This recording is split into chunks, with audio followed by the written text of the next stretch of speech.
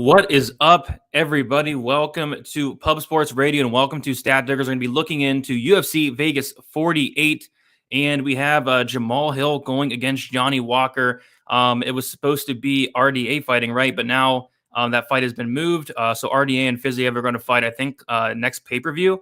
But now we have a very fun fight with Johnny Walker and Jamahal Hill. 5 rounds should be fun. I'll be honest, this card...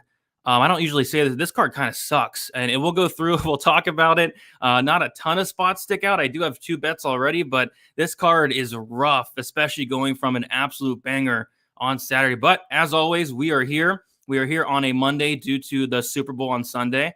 And yeah, kind of a later show here. But I'm here with Weezy, the man behind the stats. Weezy, what is up? You looking forward to this dumpster trash? Oh, this card is not great, Weezy. It's not great from a fan perspective, but that doesn't mean we can't find spots that stick out. Happy Valentine's Day out there to everybody. Can't wait to break down all 12 fights on this card. And just because, hey, you know what, Brady? The good cards are the ones you make money on. Really, at the end of the day, how do you feel? I mean, if you have 12 banger fights, but you lose every damn bet, that card sucked. Yeah. So, maybe this card might suck, but let's find some spots. Let's make some money. Let's cash some bets. And then that way that'll make it feel a whole hell of a lot better at the end of the night. I will say this, Weezy. I don't think the card on Saturday was violent enough for my liking. I think there was only like 2 knockouts. I feel like this card is going to be very, very violent. So as a violent person, as a violent lover, I'm actually liking this card from a violent perspective, but the name value is not there, this card. Yeah, it's not there, but like I say, let's just cash some bets here. We just even got a last second fight just dropped into our laps here. I thought we were going to get an 11 fight card, which felt right. That number felt right for a card of this quality. And I've got to keep bringing it up, man, because we're grinding right now. Our nose is to the grindstone, Brady, so we don't necessarily see too far in front of us. This is week 3 of 8 straight weeks of UFC, so we're in the forest, baby. We got a lot of work to do here before we see the other side. Yeah, I mean, I'm sure a lot of content creators know, but it's not easy to go and research some of these fights week after week, especially on a card like this, like the Diana Balbita. Like what? You want me to research Diana Balbita? It's hard. It's hard, but we got to do it. That is our job, and we're here to do that. So yeah, a quick recap. We're not going to go into detail because we're going to try to cruise through this thing. Me and Weezy both have Valentine's Day plans in a little bit, but yeah, another winning night for us. I think that's like 6 winning events in a row for me and you. So we're on a roll. We're picking our spots, and it's been a great couple weeks, Weezy. It has, man. I was on Pub Sports Radio doing the watch along, and I missed every bet while I was on the watch along. And as soon as I signed off, I cashed every bet, wound up a couple units on Saturday. But I wanted to dive right back in because I wanted to try to find some spots on this card, and I can't wait to go through all these with everybody watching. And let's see if we can turn a dumpster fire into a cash, grab for us. Let's go. Let's do it. Yeah, I thought my winning streak was in jeopardy after Fabio Cherant decided, both Fabio Cherant and Olberg decided just to not fight. But luckily, Jared Cannonier, he came to fight. So I do want to shout out the chat real quick. Appreciate you all hanging out. If you guys can smash the like button, that'd be much appreciated. We are going to be going live from now on every Sunday, 7:15 p.m. Eastern time. But we are here on Monday because of the Super Bowl. Ron, first one in the chat. What is up, Ron? We have Grateful Dude as well. We have Roy in the chat, DXJCPSSA, Mr. Drill, Glenn Bot 5000. Eric bets fights. We will see him on Saturday for best bet. And Eric had a very, very good night on Saturday as well. We have Tajik Bey, the GOAT, in the chat. Always nice seeing Tajik Bey. Go check him out on his Twitter, on the Twitter space. It seems like every day he's on there. We got Tim in the chat as well. Mark, Victor, Bon Kwee, War Dog, Paul, and I think I nailed it all. So Weezy, let's get into it. And we'll quickly touch on this fight right here. So Bautista is now going to be fighting Jay Perrin. This fight got announced like an hour or 2 before the show. So me and Weezy both did not get to look into it too much, but I'm sure we'll be talking about that fight later in the week. But we will start with this fight here. We have Jonathan Pierce going against Christian Rodriguez. Jonathan Pierce, 29 years old, 6 foot with a 71-inch reach. Christian Rodriguez, 24 years old, 5'7" with a 71-inch reach. So Christian Rodriguez, he's going to be 5 years younger. He's going to be at a 5-inch height disadvantage. Same reach there at 71 inches. So Jonathan Pierce, he is 4-1 in his last 5 fights, made his debut against Joe Lozon, had that weird knockout loss. And since then, he's racked back-to-back wins. Kai Kamaka, knockout win. Omar Morales, submission win. He's been looking very good outside of that Joe Lozon debut. Christian Rodriguez will be making his debut here. He's a very dangerous guy. He is 5-0 in his last 5 fights. Weezy, I will let you kick this off. This fight should be an absolute banger, as most Jonathan Pierce fights are. Yeah, I'm a huge Jonathan Pierce fan, and I was gonna just bet him sight unseen, but I was like, can't be irresponsible. We got to do these things the right way. By the time I got through the Christian Rodriguez tape, the line was long gone on Pierce, which was a shame. But these guys are both really good fighters, but we got to keep in mind right away, Rodriguez taking this fight on less than 1 week's notice, and he is a bantamweight, while Pierce is just an absolutely gigantic featherweight. So it's going to be Pierce with the experience advantage here. About 75 more minutes in the pro cage, about 4.5 more years as a pro, and 3 more UFC level fights. Pierce is a total finisher here. He's finished 10 of his 11 pro wins inside the distance, and he's been finishing 3 of his 4 losses, while Christian Rodriguez is undefeated at 7-0, and he's finished 6 of those 7 wins inside the distance, 3 by submission, 3 by knockout. Both of these guys are really good at what they do. Pierce is a guy who uses his pace, volume, grappling, and gas tank as weapons. He knows exactly who he is. He has a very, very, very good chin. He will eat one to throw one, and sometimes he'll eat more than one to throw one.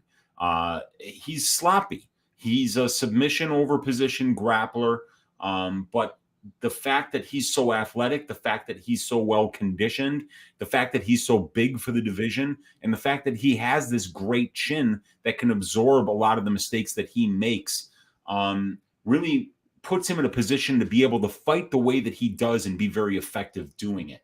When I watch the tape on Rodriguez, I see a guy that's very well-rounded.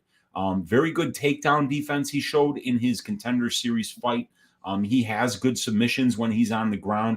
Fantastic hands, very fast hands. He throws in combination. He has knockout power, and he's got great conditioning, and he comes forward constantly. So this is going to be a great fight. Both of these guys have great conditioning. Both of them throw a ton of volume.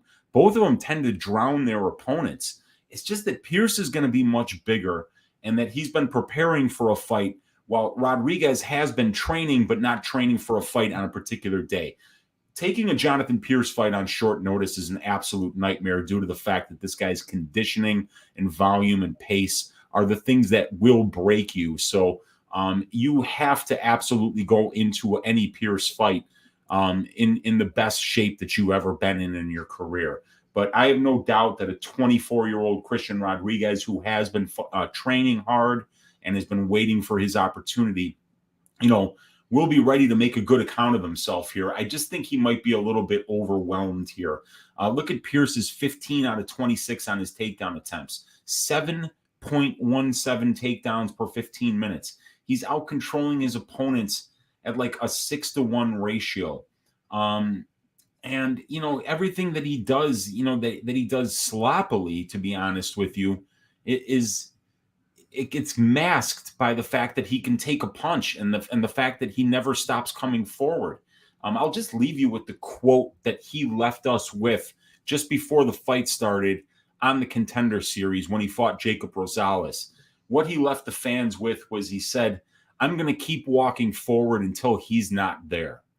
And that is exactly what Jonathan Pierce does. He keeps walking forward like Michael Myers without the hockey mask and without the knife. He just keeps walking forward until you're not there. And I don't know if Christian Rodriguez is ready for this. Coming up a weight class on short notice is a very, very tall order against Jonathan Pierce, man. How do you see this one going? Yeah, I think it's going to be a war. I think it's going to be fun, and I feel like taking a fight against Jonathan Pierce is not a great idea. And we were talking about we were like, dude, nobody's going to accept this fight on 1 week's notice against Jonathan Pierce. But in steps Christian Rodriguez. And like I said, he's not bad, but again, taking a fight on short notice against a guy like Jonathan Pierce, who's going to wrestle you, a guy that's bigger I mean, this guy's 5 inches bigger than Christian Rodriguez. He's going to take him down. He's going to wear on him. And eventually, I think that Pierce does get him out of there. But we take a look at the odds, and I believe Pierce is the biggest favorite on the entire card. He is. So Pierce opened up as a minus 200 favorite, and he is now minus 330. Christian Rodriguez opened up plus 170. He is now plus 270. Let's take a look at the over-under. It was set at 2.5, but is now set at 1.5. The over 1.5 minus 160. The under 1.5 plus 130. The fight goes to decision plus 120, and the fight doesn't go to decision minus 160. Any thoughts on the money line? Any thoughts on any of these props, Weezy? I mean, any Jonathan Pierce fight, I think, is going to finish inside the distance. I mean, the pace, the volume, it'll drown pretty much anybody. And he could be drowned himself because he leaves so many openings that, if you take his back and get your arm underneath his neck, you got a chance to choke him out. Jonathan Pierce has been finished in 3 of his 4 pro losses, so I think the fight doesn't go to decision is a really good look here. And either one of these guys, I mean, I would bet Pierce inside the distance just because he's finished all 4 or all 3 of his UFC wins inside the distance, 10 of his 11 wins inside the distance. And these guys, 18 combined wins, 16 of them are inside the distance. Yeah. So they have like an almost 90% combined finish rate. And both of these guys are really good too. It's not like I'm saying Pierce is going to finish this guy because Rodriguez is just some short notice can who doesn't have the skills to be here. No, he's got the skills to be here. He's got the conditioning. He walks forward like Pierce does. He's just not going to be nearly as big. Mm-hmm. And he's taking this fight on short notice. I like Pierce here quite a bit. I like either one of these guys, whatever side you're on, pick them to win inside the distance because I do not see this one seeing the scorecards. Yeah, 5 Dimes was hanging a fight doesn't go to decision at minus 130. I wish I had a 5 Dimes account, but as soon as I get access to that fight doesn't go, it's something I'll be looking at. I mean, both these guys, like you said, finishers. And I do want to shout out Big Steve-O, up 35 units from last weekend from UFC and the Super Bowl. Appreciate everything guys do. Appreciate the dono, Steve-O. I did have a good Super Bowl myself. I did take the alternative plus 7.5. On the Bengals, that hit. But yeah, 35 units. Congrats, man. That's awesome. Blood Money, what's up, dude? Another guy that does videos. He does a great job. He's saying, Jonathan has impressed me so much in his 2 fights back. I'm expecting Pierce to be a contender at 145, so he definitely is going to dominate at a 35er here. So yeah, I do agree with that. Jonathan, by God, Pierce, what is up, Lou Betcha? How you doing? Lou Betcha with a great Phillips call 3rd round sub plus 3,500. Shout out to Lou for that. Yeah. All right. So we'll move on to the next fight. I think that's a phenomenal fight. And this is a very good one as well. We have Chad and Hellinger going against Jesse Strader. We have Ann Hellinger, 35 years old, 5'6" with a 64-inch reach. Jesse Strader, 30 years old, 5'8" with a 70-inch reach. So Chad and Hellinger is going to be 5 years older. He's going to be at a 2-inch height disadvantage and also a 6-inch reach disadvantage. And I was watching Clint's show about an hour ago, and Dan from Half the Battle was talking about and Hellinger has the shortest reach on the entire card out of everybody, including the women fighters. So, yes, 64-inch reach. That is something to definitely mention there. But we take a look at their last couple of fights, and Hellinger is 5-0 in his last 5 fights. This is a guy that kind of started out slow in his career, but he's on like a big win streak as of late. Pulled a big upset against Gafarov on the Contender Series. It was a very close fight. I did personally score it for Gafarov, but he got the job done regardless. He looked good in there. Jesse Strader, he is 3-2 in his last 5 fights. Not a ton of experience. He did make his debut against Motta Jackson and got knocked out in the first round. So, this is an interesting fight. I see a lot of people taking the underdog shot on Jesse Strader, and it definitely makes sense because when you look into the fight, like this has potential to be a very, very close fight. But, there's a lot of things I don't like on the Strader side. The chin is one thing that I think is key for me here. I think these guys are going to stand and bang. Both guys have a ton of power. Both guys are going to want to go to war here. And Chad and Hellinger, I don't think he's ever been knocked out. He has been submitted 5 times in his career, but a lot of those submission losses were years ago. I think his last submission loss was like 2013, 2014. And Jesse Strader, I watched the majority of his fights. He's getting hurt bad in a lot of them, and he's fighting good guys. So, Montel Jackson hits very, very hard. Marcelo Rojo hits very, very hard. He got him out there with a knee, but still, I really question the durability of Striegl. This is a fun fight. I think, they're pretty even on the feet.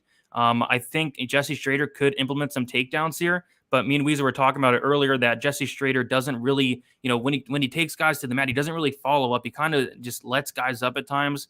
And again, Chad and Hellinger has improved that ground game. It does look like since his submission losses years ago. So close fight. But I kind of like in Hellinger here. But if we'll talk about the line, the dude's like minus 300 for no reason, Weezy. Yeah, he's a really wide line. And I mean, not only is he minus 300, he's minus 300 coming off being like plus 300 against Gafarov, So, I mean, I know he got a big win there, but that was a close fight and it could have went either way. This guy, Hellinger, has got 9 more fights than Striegl does. He's got about 50 more minutes of pro cage time. And he's been doing this for about, 7 more years than Jesse Striegl. So he's definitely much more experienced. But the story of Hellinger is that he started off his career at 2-5. And he got busted up by a couple of guys from Champions Creed, which is the gym that he's currently at now. And he kind of went there after he started off his career 2-5, hat in hand, and said, "Look, you guys have been kicking my ass out there. I want to join up with you guys." They handed him a white belt and they said, "You're going to start from scratch." And now here he is. He's 11-5. So this guy has racked off 9 straight wins here ever since changing his camp. And it seems like they've gotten Chad ready to go. But Chad's 35 years old. Jesse's only 30. He's at a 6-inch reach disadvantage, a couple inches of height. He's the much smaller guy here. We don't really have much in the way of statistics here to talk about. But, what you see on both of these guys is that they're both well-rounded. And Hellinger showed some good get-up game and the ability to survive on the ground with a guy like Gafarov, who's a Sambo, champion there in Tajikistan. So, and Striegler's got nice hands on him, and he's got takedowns as well. Both of these guys are well-rounded. It's just that, and Hellinger's more experienced, but I think that Striegler's fought the better competition over his career. We haven't seen Striegl go for or get taken down at all in the UFC. We did see Hellinger get taken down 5 times by Gafarov, and he was controlled for over half of that fight. So that's kind of concerning. But Jesse's not that kind of wrestler. He's not a Gafarov type of wrestler. A Khabib type, a pressure guy that's going to just spam takedowns until he gets them and chain them together. Striegl will use them to win a minute here or there, or just to, close off a round, but he's really not taking guys down to submit them, really.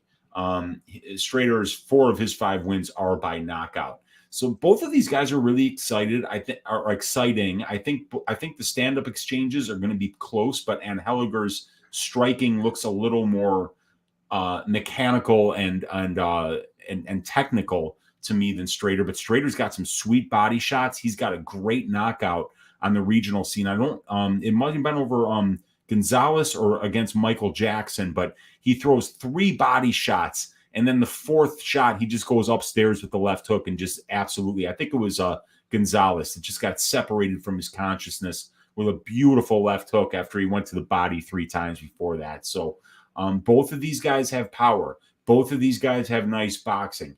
Both of these guys mix in their wrestling from what I've seen. And the level of competition is fairly similar, but the line is minus 300 Hellinger here. So I don't know what to do. I see why people are on the Striegl side. It seems like there's a lot of value there. Yeah, if you're a value bettor, I mean, you got to be on that Striegl line. It just doesn't make sense. I personally have Hellinger as a slight favorite. Slight, not minus 290, which is that's on DraftKings right now. Minus 290 in Hellinger and plus 230 for Striegl. So I don't know if I'm going to hop on Striegl. I'm not picking him outright, but like I said, there's a ton of value there. It's still on DraftKings plus 230.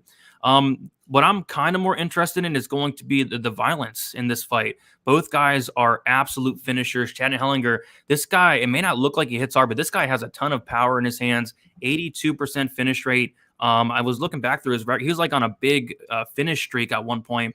55% by knockout for Hellinger and 27% by submission, 82%. Jesse Striegl, like you said, a ton of power, 80%, mixes it up very well, goes to the body, to the head. He has finished every one but one of his wins. So that's a combined, on average, 81% finish rate. And then you look at the losses, and Hellinger has been finished in every single loss. Never lost by decision, never lost by knockout. 5 submission losses. Jesse Strader has been knocked out twice. So yeah, I really like violence in this spot, and it looks like the fight doesn't go as minus 155, and the over-under set at 2.5 rounds. The under is minus 130. The over is plus 100, and I'm really eyeing that under there, or the fight doesn't go. How about you, Weezy? And then, like you said, you think that the line's wide as well? Yeah, the line is a little wide, but I get it. I mean, Anheliger has been putting it together lately, and when I watch the tape on these guys, I see Anheliger being the better minute winner here. I see Strader winning moments, and with that, winning fights. But Anheliger can win moments too. I mean, he won some against Gafurov. He knocked him down once. So, it's a great fight. But yeah, dude, I mean, come on. 7 combined losses between these two guys, 100% of them inside the distance.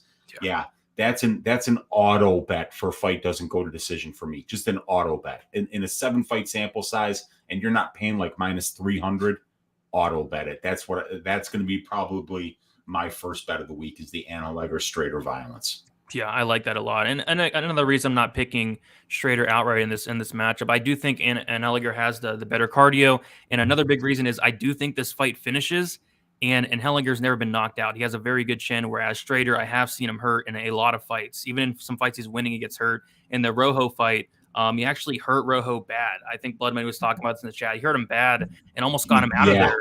And then Rojo, knees him in the face, puts him down. But yeah, this, Strader's good. I mean, he's good. He's young, 30 years old. He's younger. I think he can get better. Only 5-7 fights in his career. I think we can see improvements. But Chad and Hellinger is the more experienced guy. I got to go with Chad here. But yeah, like I said, if you're a value bettor, I think the line's a little wide here, and it looks like it is closing up on Bet Online. We now see that, and Hellinger is only minus 238. And then Strader's plus 203. So should be a fun fight. Anything we missed on that one, Weezy? I don't think so, man. I think we can move on to the next one here. Then let's do it. Diana Balbita, Gloria DePaula. Wait, I spoke too soon. Let's stick around on that Anheliger fight for a little while, huh?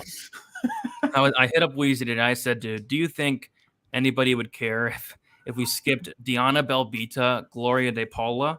Would anybody care if we skipped it?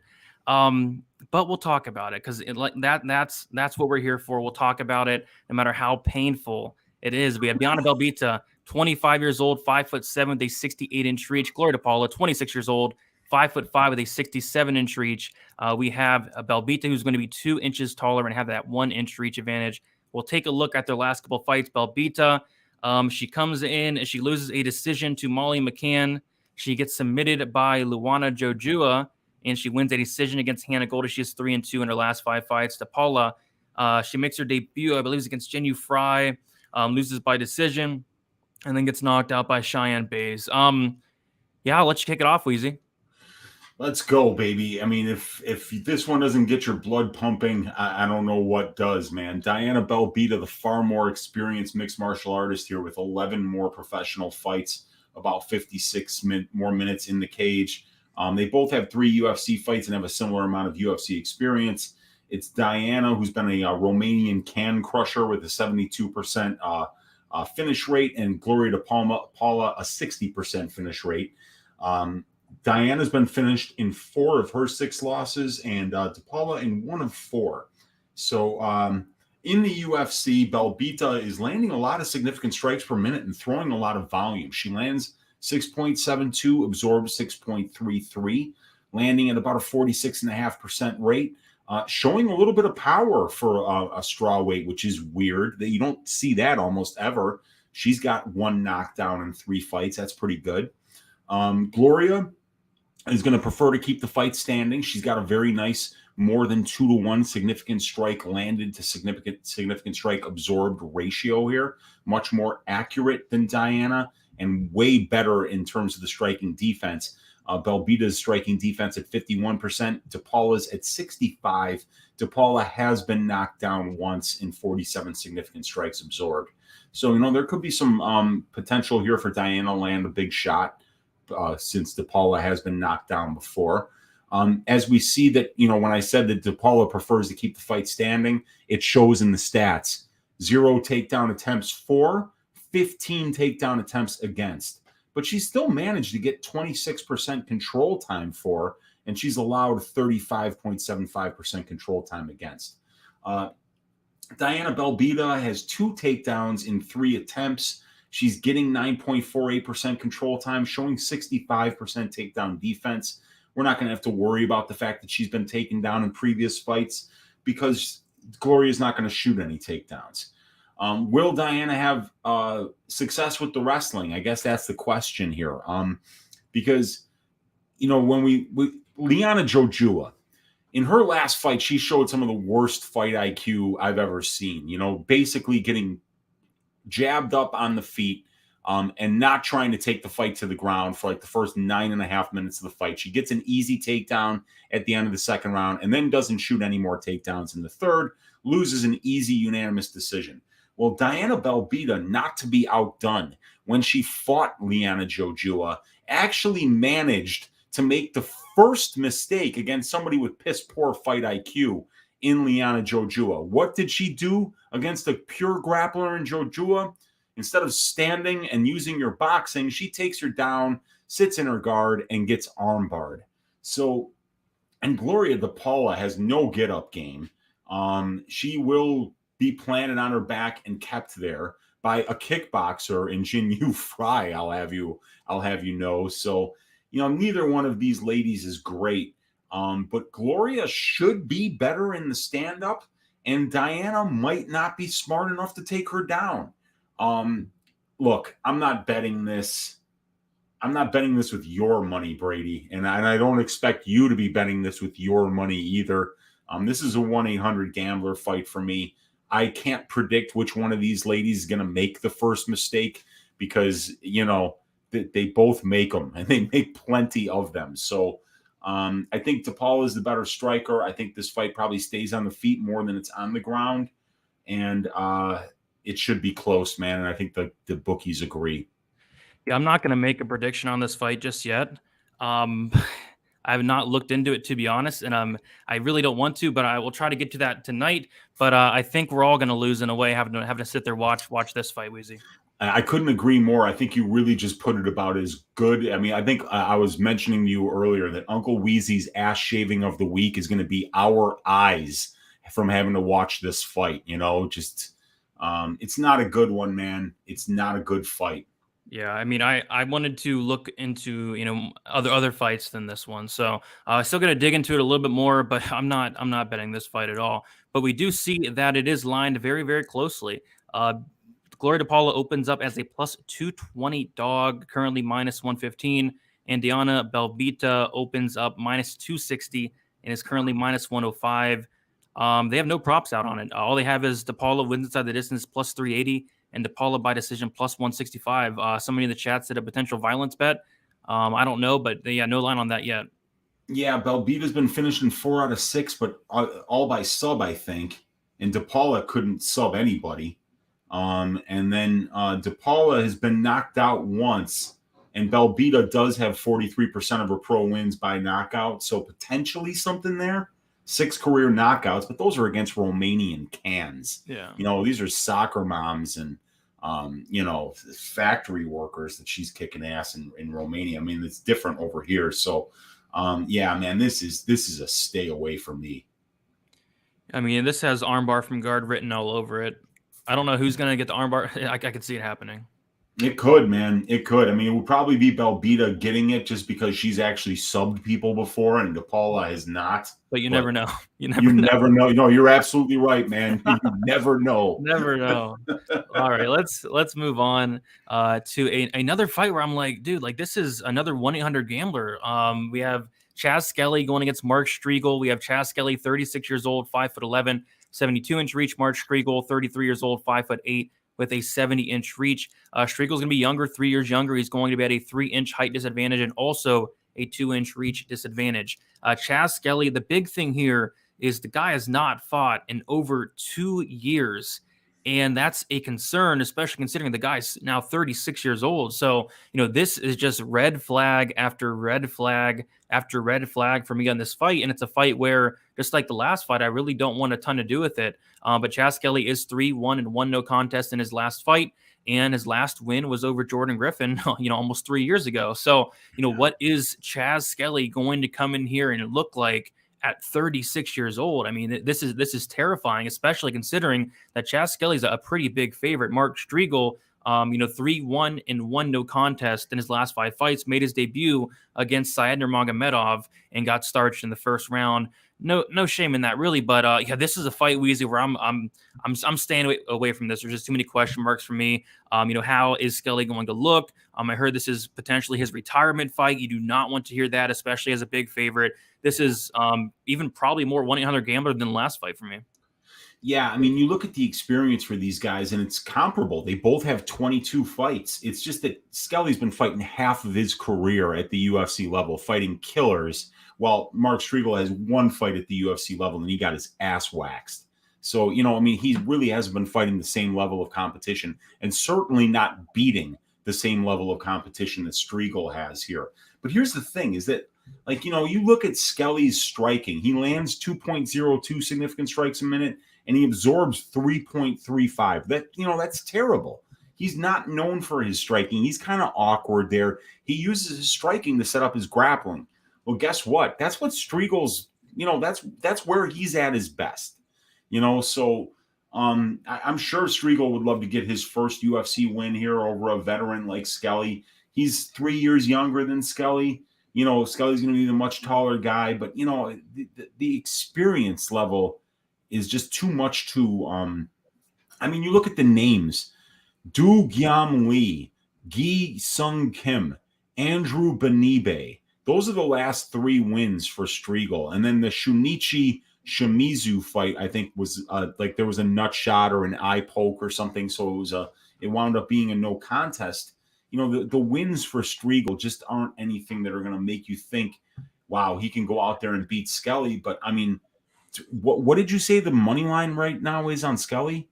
Skelly is sitting minus 190 on BetOnline, minus 220 on DraftKings. Yeah, that's wide. That's a lot of juice to lay on a guy that's the older guy that's retiring and that has used his grappling to dominate people, but that's where Striegel's at his most comfortable. So, I think that this fight could wind up being close. I could see maybe people taking a dog shot on Striegl. I won't be one of them. It's another stay away from me, dude. Yeah, it's one of those things where, Striegl is so unimpressive. And, Blood Money brings it up. Skelly all day. He's bigger, better wrestling, and still better cardio at 36. I watched Striegl get choked out by Reese McLaren. Striegl is a can crush. Yeah, he is. So, he is. If this fight was, say, a couple years ago, Skelly, say, 34 years old, he's more active.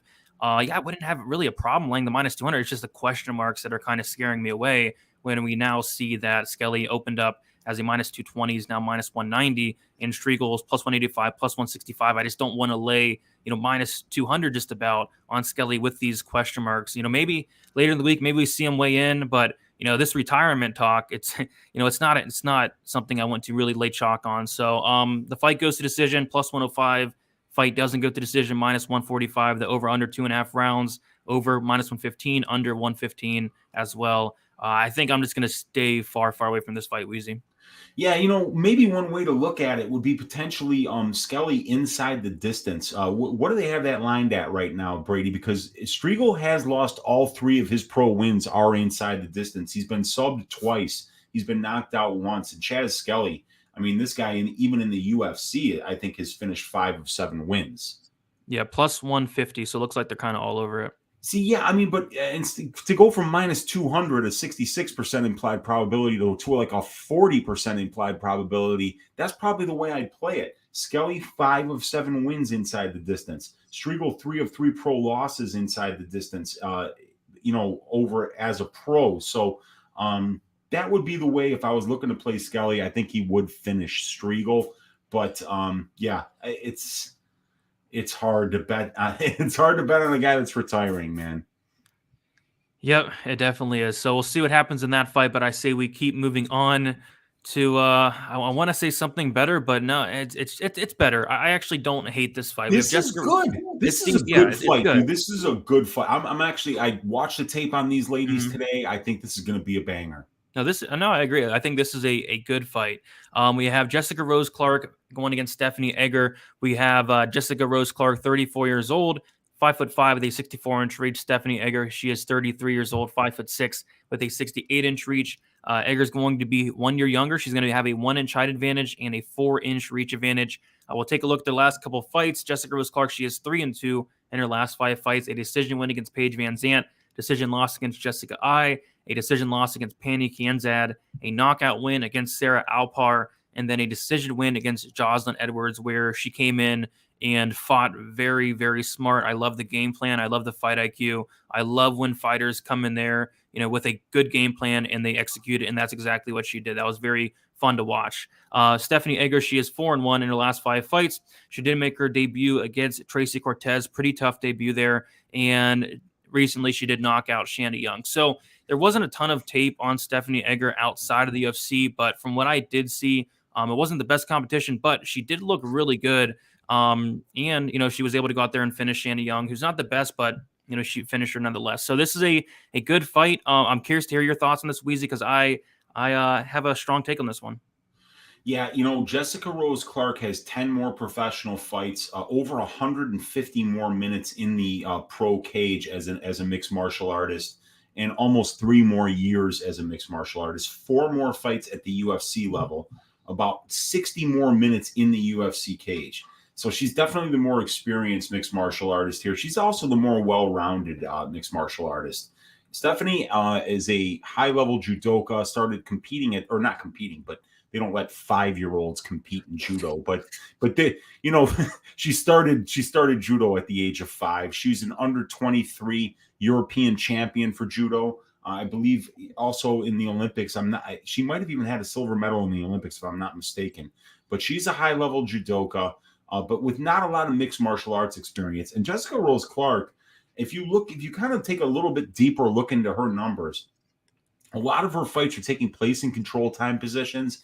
And most recently, the last 2 fights against Alpar and Edwards, we really saw her go to her offensive wrestling, use it well, and use it to win minutes when she didn't feel comfortable on the feet against Jocelyn Edwards, and then really just used it to beat Alpar where Alpar was at her best. She really made a statement in that fight. So I really like what Jessica Rose Clark's been showing lately, and she's been training over at DC's Wrestling Academy there in San Jose, I believe. At least she was prior to the Edwards fight, and it really showed. If we look at the striking numbers, well, first let's talk about the finish numbers. Jessica Rose Clark, 45% finish rate. Stephanie Egger has finished 5 of her 6 pro wins for an 83% finish rate. Neither one of these ladies has ever been finished in a loss. So in 8 combined losses, all of them have been decisions. Very interesting there. This fight probably does go to decision. Jessica shows a pretty nice kickboxing game. I watched her fight against Pani Kianzad in the UFC, and she lost, but made a good account of herself on the feet and was landing some nice kicks, landing some nice punches, some elbows in close too. So I think that she'll be a lot better than Egger on the feet. Although Egger's striking did look better, it looked like it had taken the next step. But we got to remember, this is somebody that wasn't in mixed martial arts until the age of 26, 27. So she really doesn't have the kind of striking that Jessica Rose Clark does at this point. Jessie Jess, 10 of 20 on her UFC takedown attempts, and 73.68% takedown defense. She's got about as many takedown attempts as her opponents do, yet she's out-controlling her opponents at like a 2.5 to 1 ratio.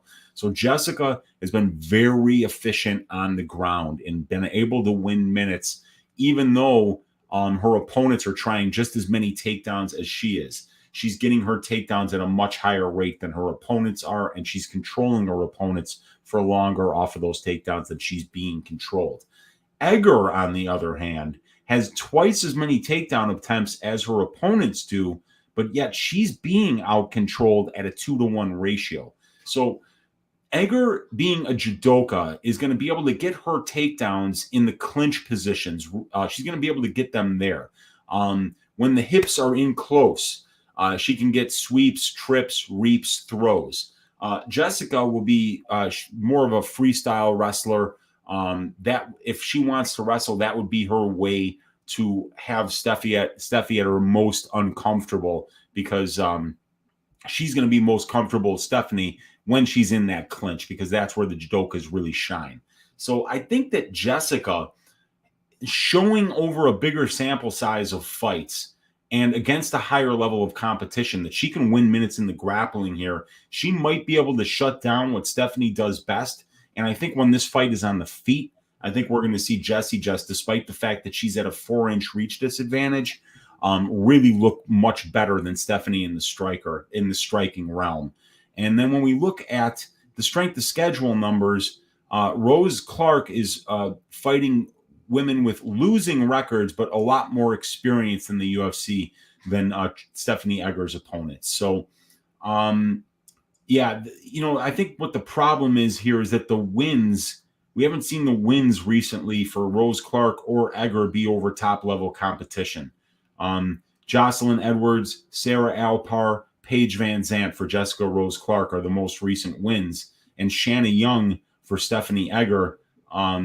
If either of these ladies win this fight, it'll probably be their best UFC win. So I don't want to be too over the top here for Rose Clark, but I feel comfortable that she should be better everywhere.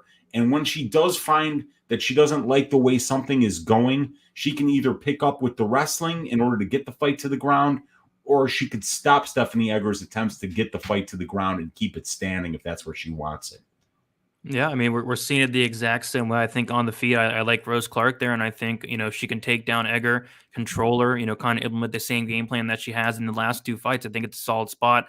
Egger, I want to say, what is she, a purple belt in BJJ? Egger, I don't know what her BJJ belt is, but she sure as shit is a black belt in judo.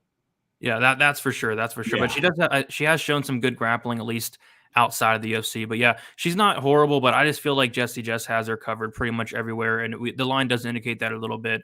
Rose Clark opened up -235. She's currently -180. Stephanie Egger opened up +200. She's currently +155. So there is money coming in on Stephanie Egger. The over/under set at 2.5 rounds. The over 2.5 -220. Under 2.5 +180. The fight goes to decision -150, and the fight doesn't go to decision +110. I think this probably goes to decision. I think Clark probably grinds out another decision here. How about you, Weezy? Yeah, I could see her grinding out another decision. I would say whichever one you're on in this fight, bet them to win by decision, because neither one of these ladies has ever been finished in 26 professional fights. And, Stephanie had a really, really rough fight against Tracy Cortez, who's just a killer with the wrestling. And you could see that there's no quit in this young lady. And it's the same thing for Jessie Jess. I think this one goes to decision. I like Jessica Rose Clark to win this fight by decision. We have some disagreement in the chat. Chase Collins, Egger first round KO, and Egger by murder. And then Melon, what's up, Melon? I haven't seen you in a while. Rose Clark goes to sleep in the very first round. So some people thinking that Egger can come out here and starch Jessica Rose Clark. Damn, Jessie's never been finished, and she's lost 6 times. And Stephanie Egger does have 3 career wins by knockout, but believe me, they're all on the ground, man. She's not knocking anybody out standing up. So, she's going to have to be the one, and Jessica Rose Clark, 74% takedown defense in the UFC, and she's really only been controlled less than 12 minutes. So, on those 19 takedown attempts. So, I don't see this fight finishing, but Stephanie Egger finished 5 of her 6 pro wins by victory or by finish. So, it's women's MMA. You never know, dude. There you go. Melon saying all the simps are going to cry. Melon, that's my line. You can't take that from me. Are there Jessica Rose Clark simps out there? Yeah, I'm sure there are. I could see that, both of these ladies having some fans, Okay. All right. Yeah, we'll see what happens. I mean, it's a good fight. It's a really good fight. But let's move on to this is probably my favorite fight on the prelims. I mean, this was going to be an absolute banger. We have Gabriel Benítez going against David Onama. We have Benítez, who is 33 years old, 5'8", 71-inch reach, going against David Onama, 27 years old, 5'11", with a 74-inch reach. So Onama is going to be 6 years younger, That's huge. He's going to have a 3-inch height advantage. That's huge. And he's going to have a 3-inch reach advantage in a fight that I feel like is going to primarily be standing. That's huge. So the tail of the tape massively favors David Onama. Benítez, he is 2-3 in his last 5 fights. A knockout win over Humberto Bandenay, a knockout loss to Sodiq Yusuff, a decision loss to Omar Morales, a knockout win against Justin James, and a knockout loss against Billy Quarantillo. David Onama did make his debut against Mason Jones as a huge dog. I believe he's the biggest dog on that card. And he made a good account for himself. He did get controlled for like 9 minutes of that fight, but he actually, I believe he outstruck Mason Jones in terms of the numbers by like 1, which is very, very impressive because we are, at least I am, very high on Mason Jones. So I think he made a very good account for himself in the loss. He showed a ton of power. You go back and watch some of his fights outside the UFC. This guy's a finisher, finishing all of his wins, some submissions, mostly knockouts. And I just feel like Benítez, he's 33 years old. He's had 31 fights. He's been in a lot of wars. It kind of looks like Benítez is slowing down a little bit. I know it's Billy Quarantillo. I really did not like what I saw from Benítez. Billy Quarantillo is typically a guy that, works his way into a fight. He's going to, get better as the fight goes on. Maybe he gets beat up early, but no, it was Billy Quarantillo from start to finish in that fight. I feel like David Onama has the tools to win here. My only concern is I don't want to overrate Onama in a loss here. That's my concern because he looked, I don't want to say he looked good, but he looked better than a lot of people expected. He came in on a couple of days' notice. Mason Jones was a huge favorite. I believe I had a violence bet in that fight. I thought it was going to finish, and he showed toughness. He showed cardio. He showed heart. I really liked what I saw in this guy's debut. And I just have not liked what I saw from Benítez. So I'm gonna take Onama here to win. I'm gonna take him to win by knockout. I think he finishes Benítez. But Benítez, he's not some bum. This guy's a very good striker. He has a 65% strike in defense. Very, very hard leg kicks. I think both of these guys are going to get the fight they want. In the Onama debut, Mason Jones was taking him down nonstop. Mason Jones attempted 14 takedowns, and you do not have to worry about that with Gabriel Benítez, who has only attempted 2. So Onama is going to get the fight he wants. Benítez, I don't necessarily see Onama coming in here and trying to take down Benítez. Maybe he will. But, I think both these guys are going to get the fight they want, and that fight's going to be a war. I really don't see this one going the distance, and I will say Onama comes out here and finishes Benítez in round 1 or 2. Weezy, how are you seeing this fight? So Benítez, a big experience advantage here. He's got 22 more pro fights and almost 200, about 170 more minutes in the pro cage, about 12 more years as a pro mixed martial artist. So a huge experience advantage here. He's got 10 more professional fights than, 10 more UFC level fights than Onama. And he's also got, thank you. Just got a lovely beverage here from my girlfriend on Valentine's Day. How about that? Happy Valentine's Day. Yeah, let me have a sip of this beverage here before we get into this absolutely beautiful fight. It's like fine wine or fine tequila, the kind of alcohol that needs to be appreciated. And this fight is exactly that. Well, go ahead, take a sip. You deserve it, man. Oh man, that's wow. There you go. What is it? So this is going to be some passion fruit soda with tequila in it, or this is probably mezcal actually, because it tastes a little bit smoky. So just a lovely Valentine's Day beverage here. But let's get back into the stats. So we've definitely got Benítez with a big experience advantage here. Both of these guys, great finishers. So this is something that's jumping out as a violent spot here. We've got 81% finish rate for Gabriel Benítez in 22 wins. So that's 18 wins out of 22 inside the distance for Benítez. And he's been finished in 5 of his 9 pro losses.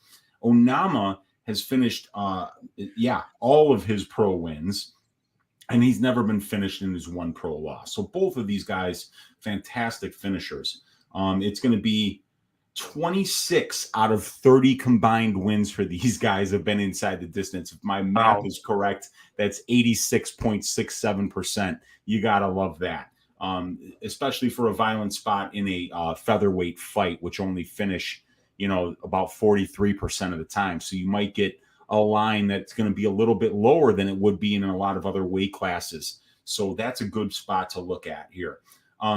Onama had all those takedowns shot on him by Mason Jones. And you know why that was? Because Onama was tagging Mason Jones over and over while this fight was standing. And when you watch the regional scene tape on this guy, He's knocking people out, but he's doing it with his left hand and his right hand. UFC Stats has him listed as an orthodox fighter. I'm switching that. He's a switch stance fighter. This guy is fighting out of both stances. He's got power in both hands, and he's a lot more comfortable, Onama is, boxing than he is kickboxing. He's going to throw those hands about 90% of the time. And when he throws attacks with the lower half of his body, it's going to be with the knees way more than it is with the legs. So, or the feet, I should say.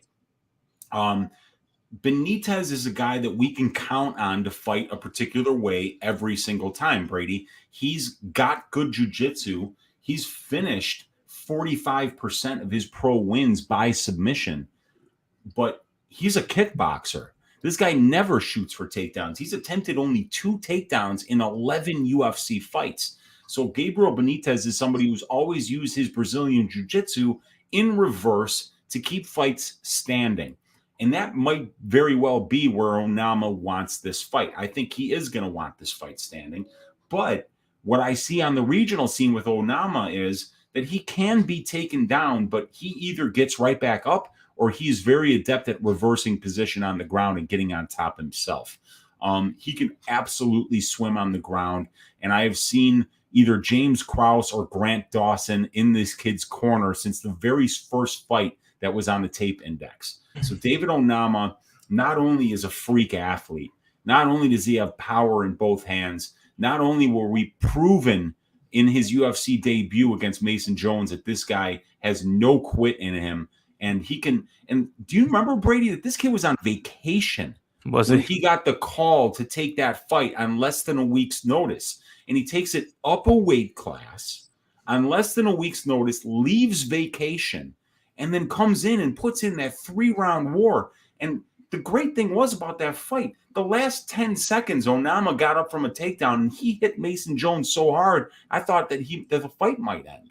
I mean, taking a fight on less than a week's notice while you're on vacation, being taken down 8 times and controlled for 60% of the fight and absorbing 87 significant strikes in 15 minutes, this guy still had something left in the tank and almost finished the fight in the last 10 seconds.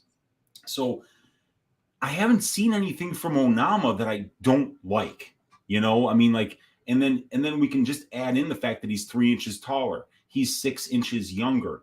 He's got a 3-inch reach advantage. He can kind of offset the fact that Benítez has an advantage being a southpaw by fighting out of both stances, which we've seen him do on the regional scene. And he can do that effectively because he has power in both hands. I think Onama has more ways to win this fight. And like you said recently, these wins for Benítez, they don't encourage confidence. Humberto Bandenay, Justin James. But then when you look at the losses to Quarantillo, Morales, Yusuf, you know that he's losing to a higher level of competition than what he's going to see in Onama, because Onama only has 9 pro fights. But man, oh man, this is a great fight, dude. I think, like you say, Benítez is going to give Onama the fight that he wants. And what I think you mean by that is that Onama will be able to stand with him. But what I want to add to that is I think he'll give him that fight that he wants, because I think that if Onama doesn't like how it's going on the feet, he can absolutely take this guy down. The last thing that I'm going to say is I've seen Onama get 2 guillotine choke victories, and he's got like a modified guillotine. It's kind of like a ninja choke. Both times he slapped that thing on, he got his opponent to tap in less than 2 seconds. The second pro fight against one of the great MMA names I've ever heard, Raymond Bighead. Yeah. He got Bighead down there in like the first 10 seconds. He slapped on that choke on Bighead. That dude tapped so fast. And then I think it was the Justin Overton fight for Onama, where this kid it was a Brazilian Jiu-Jitsu black belt. He slapped that guillotine on him, Brady. That kid tapped in not 3 seconds. I'm telling you, it was 2 seconds, so fast. Onama, the sky's the limit for this kid, in my opinion. And I just haven't seen anything out of Benítez for me to think that he's going to come out of this fight on the other end victorious. And I don't even know if he's going to make weight, Brady. Yeah, that's always a concern with Benítez, right? Yeah, it is. It really is. Yeah, I mean, I think it's a solid spot for Onama. The problem with the debut is, Mason Jones, this guy is a punching bag, but Benítez has a 65% striking defense. Off the top of your head in the division, that has to be up there, right?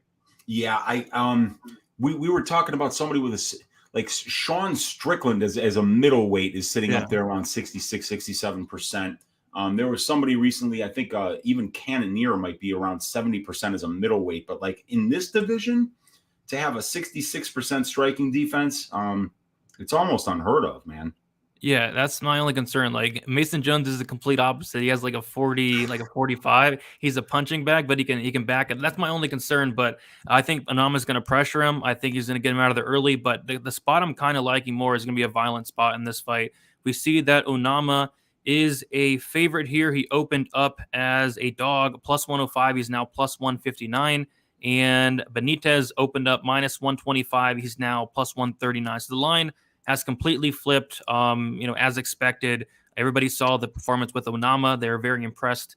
Rightfully so. He was able to survive against a very highly talented guy in Mason Jones, and we now see that he is a decent-sized favorite. I think this line is going to get wider and wider as the week goes on. But what I'm more interested in is going to be the violence props here. So they have the over-under at 1.5 rounds. So I don't want to bet that, but I'm going to be waiting for that 2.5 alternative, or maybe the fight won't start round 3. But we have the over 1.5 is minus 155. The under 1.5 is plus 125. The fight goes to decision plus 155. The fight doesn't go to decision minus 195. I'm thinking violence here, and I'm thinking Onama, gets him out of there early. How about you?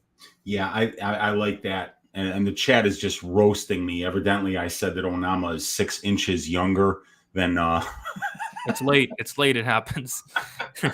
and I swear this is the first drink I've had tonight, you guys. But sure? Yeah, he's 6 years younger, you guys. My apologies. I'm going to have to actually maybe make that a new tagline. Just say people are inches younger. But yeah, dude, like we said, we added up those wins. In the 30 wins, 26 of them inside the distance. So, when you're getting a fight doesn't go at less than a 66% implied probability, that feels pretty good, man.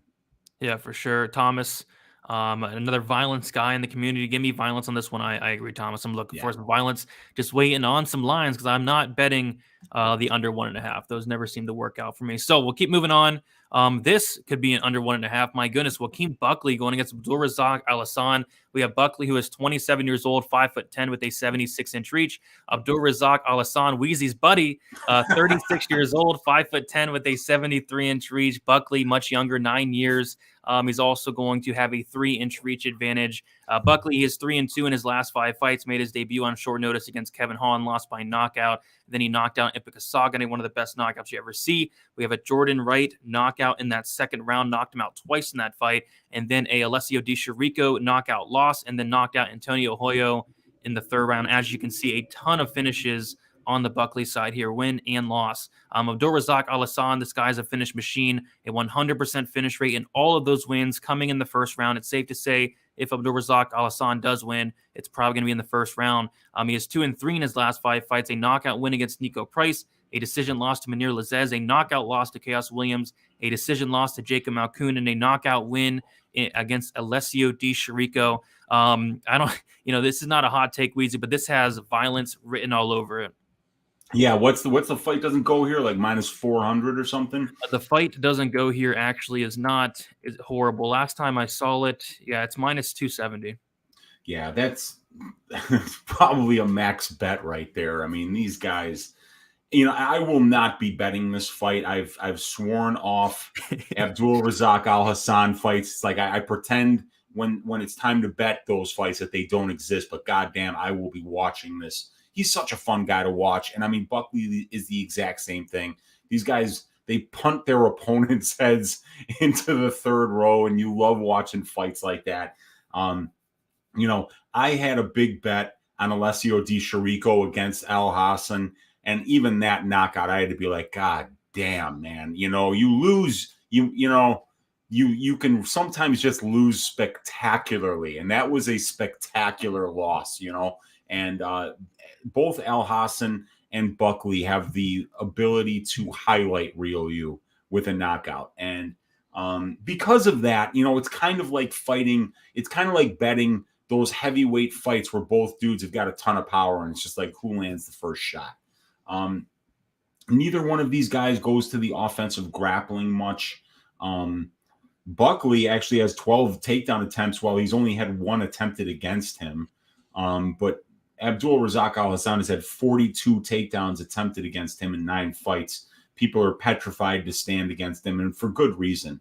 The guy's landing a knockdown on 3.48% of the significant strikes that he lands.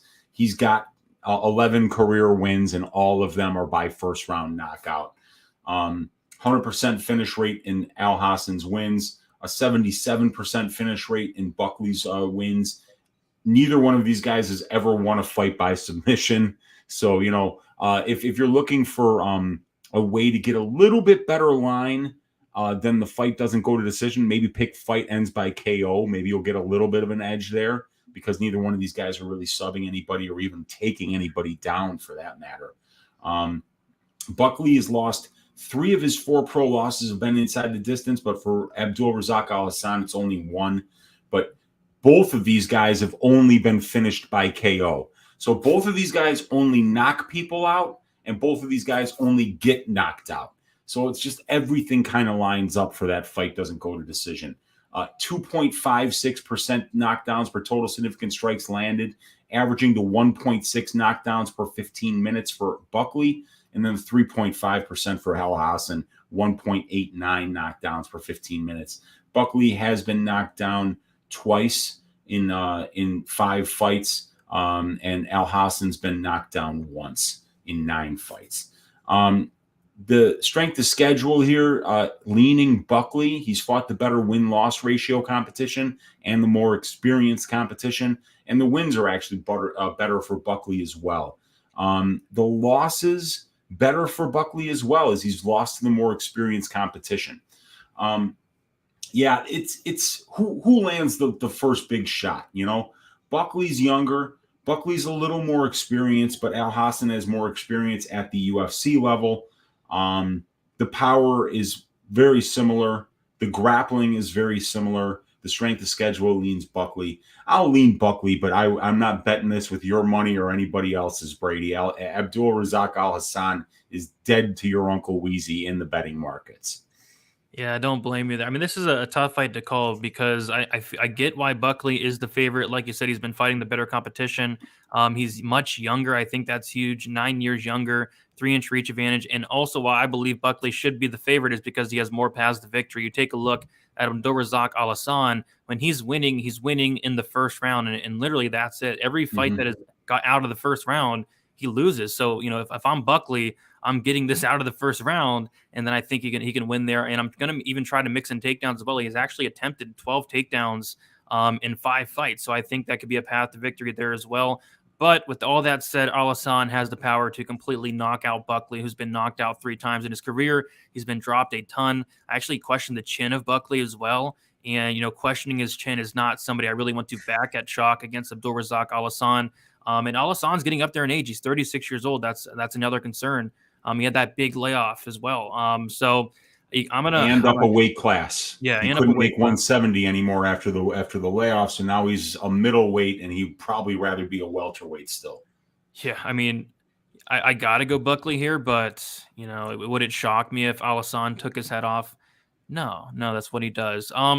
The fight doesn't go to decision. Minus 270 on 5 dimes, minus 275 on Bet Online. Over under set at 1.5 rounds, rightfully so. The over 1.5 minus 105. The under 1.5 minus 125. Al-Hassan wins inside the distance plus 200. If I was betting Abdul Razak Al-Hassan, I'd probably look for that first round prop because that's literally the only way he's ever won in his entire career. And if I'm betting Buckley, I'd probably look at inside the distance, which is plus 110. But I'm thinking violence here. I'm not going to touch the 1.5. Maybe the fight won't start round 3. I honestly don't see this going over 1.5, but I do like getting that extra half round or maybe the alternative under 2.5 round. But I think violence is the answer here in this one. It would be shocking if this fight saw the scorecards, and it might be one of the worst fights ever if it does, because it might just be cage hugging. And, I don't really see how this, with these guys' combined power numbers, it's hard to believe that somebody doesn't wind up sleeping here. And it's not like either one of these guys is good defensively at all. So yeah, somebody's getting slept here. The fight ends by KO. probably one of the safest bets of the week. Yeah, Fight definitely. goes to decapitation. Yes, says Mushroom. You got to love that. Yeah, and we're in the small cage as well. So, I mean, yeah, it no would have place been to hard. run here. Yeah, like Buckley's not a Jacob Malkoun. He's not going to come out there and hump Al-Hassan's leg for 15 minutes. He's going to try to knock him out. So yeah, I think violence is a good spot. Honestly, like the minus 270 is not terrible, but I'm going to see what they put the alternative 2.5 at. I think someone gets finished, honestly, probably within the first round and a half. Yeah, it'd be surprising if it didn't, man. But, you know, I'll tell you something. I won't be betting this fight, but I will be watching it. This is a very exciting fight. Great way to kick off the main card here. And this main card ain't half bad, Brady. It's not terrible. And we're going to just from a fan standpoint, Yeah. you know, some exciting fights. I think it should be pretty good. Yeah, it's not horrible. Not horrible. I like, especially that Buckley Al-Hassan fight. It's one I'm looking forward to. We do have Nikolas Motta going against Jim Miller. We have Jim Miller, 38 years old, 5'8" with a 71-inch reach. Nikolas Motta, he is 29 years old, 5'9" with a 70-inch reach. Motta's going to be 9 years younger. He's going to have a 1-inch height advantage and be at a 1-inch reach disadvantage. Jim Miller is 2-3 in his last 5 fights. Decision loss against Scott Holtzman, a submission win against Roosevelt Roberts, decision loss against Vince Pichel, decision loss against Joe Solecki, and then a knockout win against Eric Gonzalez in the second round, which really pissed me off because Jim Miller, you take a look at his last couple wins before that second round finish, and it's like 6 wins in a row that are in the first round. I bet him to win in the first round, and he literally knocks this guy out in like the first 10 seconds of the second round. But he went out there and got a win against a newcomer in Eric Gonzalez. Nikolas Motta, he is 4-1 in his last 5 fights. These guys were supposed to fight a couple months ago. I'm not sure what happened exactly, but they're going back at each other here. And we do have Motta as a slight favorite. And yeah, this is a really good fight. I think it's a really good test for Nikolas Motta to see, you know, is he UFC caliber here? I mean, this is a fight where you have Jim Miller, the veteran. This guy has 50 professional fights. You know, Jim Miller is a guy that if you're not UFC ready, like a Gonzalez, like a Roosevelt Roberts, that, you know, is not in the UFC anymore, you know, he's going to beat you, and he's probably going to beat you in the first round. If you are UFC caliber, you know, you can get him into the second round and the third round, and he's really been struggling the last, you know, several years when fights do get out of that first round. The gas tank has always been an issue with Jim Miller, but he is very, very dangerous early. So Motta, he's going to have to survive that first round, and this is a guy that hits like an absolute truck. So I kind of feel like it's Miller early, or Motta, I think it could be early as well, but, you know, mid fight, late in the fight as well. I don't think, you know, Jim Miller, especially a Miller that has slowed down later in the fight, is gonna be able to take some of these hard shots like Motta. This guy can crack, but Jim Miller, he's dangerous. He's a veteran. He has a phenomenal ground game. If he does get this down to the mat, he can get him out of there early. But I do like Motta to stuff the takedowns. His takedown defense as of late has looked really good. Get this extended and then eventually finish Jim Miller. I'm going to say second round. How do you feel about this fight, Weezy? Yeah, so a huge experience advantage here from Miller. You know, 35 fights, about 330 more minutes in the pro cage, almost 7 more years as a pro here. 37 more fights at the UFC level. 38 total UFC fights, almost 400 minutes in the UFC cage in total for Jim Miller. It's amazing. He's one of the Iron Men of the UFC. So, you know, we got a 70% finish rate for, a 32% finish rate against from Miller, and Motta's finishing 8 of his 12 wins inside the distance, all of them by knockout, and he's been finished in all 3 of his losses. He's been subbed once, and he's been knocked out twice. Miller's striking numbers, he absorbs about 0.22 significant strikes more per minute than he lands. In a huge sample size. So we get an idea of what he does here. Not big power numbers, 0.16 knockdowns per 15 minutes, 41% striking accuracy, 59% striking defense, and he's only been knocked down, it would appear, 2 times in 38 fights. So the guy's not chinny at all. And then Motta, we only have 1 fight, so that we can't really tell much there. It was the Joseph Lowry fight on the Contender Series. Lowry took a beating in that fight. He's a very, very, very tough young man. But this guy, Nick Motta, he hits different. You know, when he hits, people don't wake up. He's got serious, serious power in his hands. And the thing that worries me for Jim Miller about this fight was, you know, he fought Eric Gonzalez the last fight. And Gonzalez is a guy, when you watch the regional scene footage on him, you say, okay, take this guy down, fuck him up down there. And hell, that's what Jim Miller's been doing for his entire UFC career. The guy's got 22 UFC wins, and 10 of them are by submission. So you'd think against an inexperienced, striking first guy like Eric Gonzalez that Jim Miller would go out there and take the easy path. He doesn't even look like he's interested in doing that anymore, man. He felt like he was triple parked in that fight. Like he needed to get back out of there, or otherwise he was going to get his car towed. He was just throwing hands against this Gonzalez, and they were both landing. But I have a feeling, man, if Jim Miller goes in there and he's just trying to box Nick Motta, trying to get him out of there early, dude, it's only going to take one from Motta. This guy, a couple of these older fights of his, dude, you watch him knock dudes out, and I want to make sure that he doesn't have a roll of nickels in his hand inside that glove, because the way that he's hit some of these dudes, bro, I know you saw it. Yeah, I did. I saw. I mean, it's kind of scary actually, the way how hard this dude hits. So, and Miller, we've been watching this guy forever, man. He's a little frustrating. He's such a good grappler, but oftentimes when he gets submissions, it's not even off a takedown attempt. It doesn't really seem like he chains takedowns together or works to get the fight to the ground. It's just sometimes he's very opportunistic in getting it there when a fight's in a scramble or when somebody overcommits to a punch or a kick, but he just doesn't shoot a lot of takedowns. And I'd like to see him shoot a lot against Nick Motta, because if this fight's standing on the feet, man, I mean, I think Jim's going to be in jeopardy up there. Yeah, Motta can crack hard. And I do want to go back to Jim Miller's record. So the last time he won a fight by decision was back in 2016, which was 13 fights ago. So he had that second round knockout against Eric Gonzalez, a first round submission against Roosevelt Roberts, a first round submission against Clay Guida, a first round submission against Jason Gonzalez, a first round submission against Alex White. And then, like I said, his last decision win was back in 2016 against Thiago Alves. So, as of late, and now he's 38 years old, when he is winning, he's winning very early in the fight. And, it's definitely possible, he could take down Motta, potentially get him out of there. I mean, if Jim Miller gets him down, Miller is no joke on the mat. I just feel like at some point, Motta's going to touch the chin of Miller and get him out of there. But it's really hard to count out a veteran in Jim Miller. And people are bringing up the line because the line is a little bit weird on this one. I think Clint posted this on Twitter the other day. So we take a look. The first time that these guys were booked, it looks like Miller opened up minus 120. And he was minus 120, and then Nikolas Motta was plus 100. And then now, a couple months later, and by the way, that was September of 2021, and now we have Motta as a minus 165 favorite and Jim Miller plus 155. So the line moved quite a bit there. Do you know why, Weezy?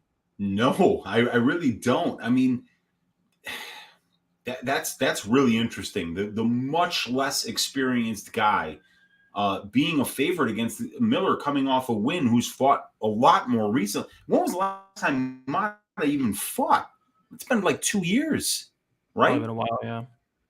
It's been a long time since he's fought. So, yeah, that doesn't make a whole lot of sense to me, especially since, Miller is coming off a win and has fought more recently here. So that's really kind of odd to me. I wasn't expecting that. I was expecting Miller to be the favorite, to be honest with you.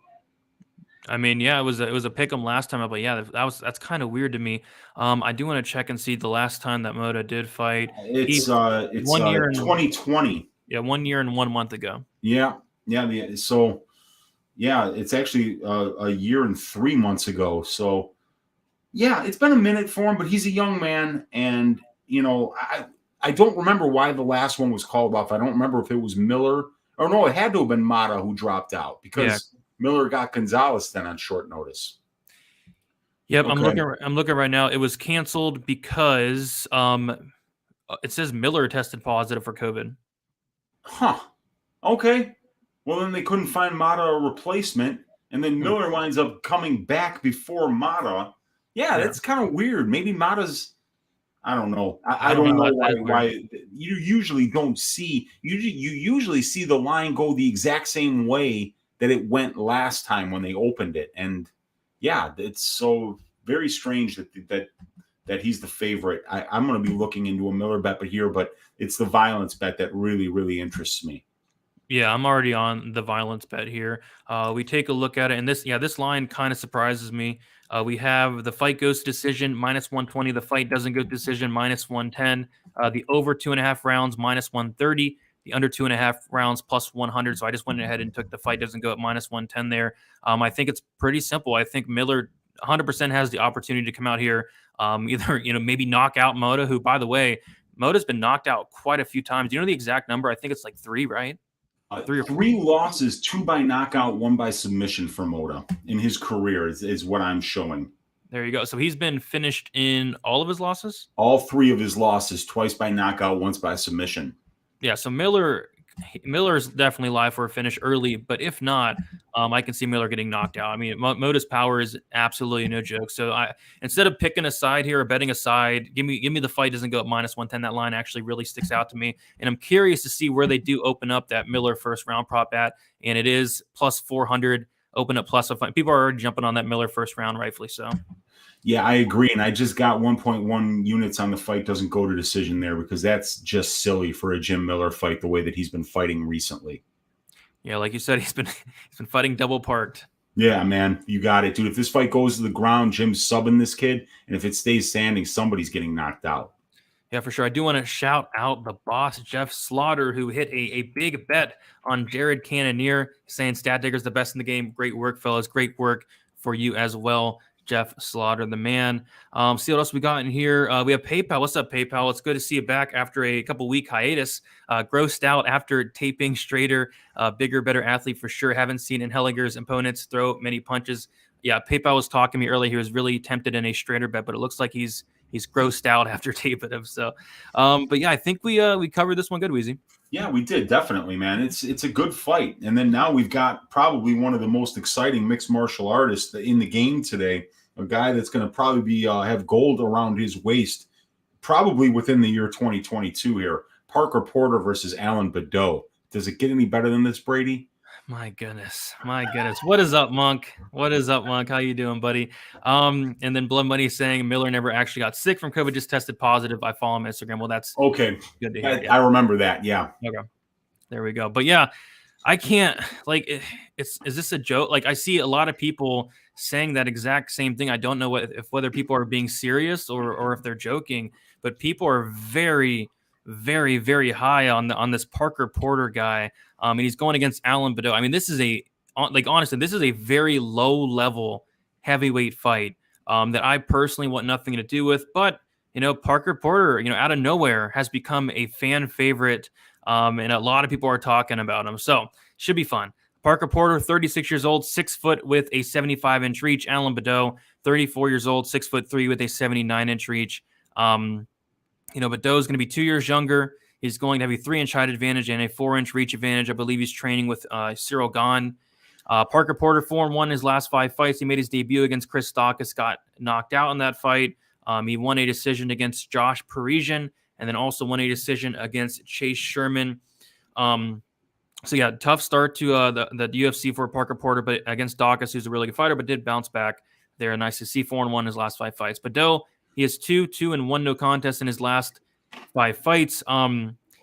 He got knocked out by Tom Aspinall in like a minute, and then the no contest for Nascimento was a fight that he was winning early on, and then Nascimento knocked him out. Do you know why that turned into a no contest? I was just going to ask you that. I have no idea. I don't remember Nascimento being suspended for anything, but that had to be the case because Nascimento knocked him out in the second round. So if it's a no contest, he didn't do anything illegal, so he had to have tested positive for something, I'm guessing. They don't have why it's a no contest. It just says no contest. It doesn't say overturned. It doesn't say, a sack shot or anything like that. So, yeah, it's weird. I don't know why that – maybe the chat can help us out there. I don't know why that one was Yeah, maybe the chat can help us out there. But, yeah, this is a fight. I want nothing to do with this fight. Parker Porter is a huge favorite. I like some of the qualities of Parker Porter. He's going to have the better cardio in this matchup. He's going to have the better ground game. This guy has like huge, thick, like the thickest legs you'll see. Probably has, I don't know if this is in the stats, Weezy, but probably the thickest legs, probably top 5 in the heavyweight division. And if he can get on top of Baudot, I don't think Baudot's getting up. Baudot's ground game is awful. I saw him, that Todd Stout was a win by disqualification. And again, I don't know why that was a disqualification. Todd Stout went out there and kicked his ass for like 14 and a half minutes and then ended up submitting him. Yeah. So I don't know why that's a disqualification. I don't know why the Nascimento fight's a no contest. Weird stuff, but this guy is just not great. But I will say, he looked good. He looked good in the first round against Nascimento. He showed a lot of improvements. I was big on Nascimento in that fight, and I was definitely sweating because Baudot was touching him up, and in the second round started, this dude just fell off a cliff. So I think it's simple as this. I think Baudot has a chance to go out here and knock out Parker Porter. This is a heavyweight fight. I think within the first round, but if not, Parker Porter is going to have more cardio. He's going to be the more experienced fighter. He's fought the better guys, and I think Parker Porter probably wins this either second, third round, or by decision. But Baudot will be live in that first round. But again, I'm not touching Parker Porter at like minus 250, but I will say he wins. And I'm curious to see if we do see any more improvements from Baudot, because he did look, like I said, he did look a lot better, but for a round. So the cardio is not there. The heart's not there. When the tide was turning, it looked like he just gave up. So I will take Parker Porter. Apparently the heavyweight future GOAT. I've seen future Hall of Famer. I've seen future champion. Lots of hype on this guy. So maybe we're getting a little bit of a hype tax, but I think Parker Porter should roll outside of him getting knocked out in the first round, which could be a concern because Parker Porter has been knocked out 3 times in his career. He's been submitted twice. So Parker Porter has been finished in all of his losses. I think it's Alain Baudot round 1 or bust. Yeah. Porter's more experienced, 50 more minutes in the cage, about 6 more years as a pro, 1 more UFC level fight. Baudot only knocks people out. He's got a decent judo game. He's got like a pretty good Motta throw, which is just like that wizard trip where you get the overhook and then you step in front of him. You kind of throw him over your hip. He gets that throw a lot. It looks like Baudot has some decent judo to me. But this guy's a 205er that moved up. And, he didn't have – it's not like he had power at 205 either. These guys that he was knocking out, Brady, they are tomato cans. I would like somebody to tell me what they think Alain Baudot's best win is out there, and I'd be surprised to see that dude even had 3 wins on their record. This guy has crushed cans. He's the French version of, Israel Adesanya's buddy Blood Diamond, of Nick Diaz's buddy Martin Sano. He has no business being here, in my opinion. He did have a great first round against Nascimento, but Nascimento, he's a Brazilian jiu-jitsu black belt. He didn't get the fight to the ground. He beatboxed with him. But Baudot's a good athlete. He moves well on his feet. He kind of looks like Cyril Gane. He's Cyril Gane's buddy. He trains with Gane. When you watch the regional scene footage, Gane's in his corner. Judo, boxing are there. The heart isn't there. The conditioning isn't there. The ability to take a punch at the heavyweight division isn't there. And really, Parker Porter's volume is fantastic for the division. His wrestling is solid. He's got legs like tree trunks, like you said. This guy Baudot, man. Let's have some fun, Brady. Let's read the names. You want to hear what a tomato can sounds like? Let's go through Alain Baudot's wins. And by the way, he did get slept by Dulce Longiambula in like 30 seconds too. That was nasty. Yeah, he came in throwing big shots. He didn't land any of them, and then he just got slept. So this guy's last win was a fight that he lost against Todd Stout, right? So that's the last win. It was a loss, okay? And then he beat somebody named Yuto Nakajima, 0-2, in a promotion called Mak Matsuri. He beat somebody named Yasuki Masuda, who is 6-11-3 in heat. He beat Chul Yang Jun, 0-0. He beat Dong Jing Wu, 4-3 in Grand Slam. He beat Shunsuke Inoue in heat by ground and pound in round 5. So that's probably his best performance. He beat somebody in round 5? He beat somebody in round 5 in heat. Were they 1-minute rounds? What's that? Were they 1-minute rounds? How did he get to round 5? I don't know. What's going on? But 5-minute rounds at heavyweight. Yeah. Wow. He beat somebody named Yuji Sakuragi in Grand Slam, who was 15-22.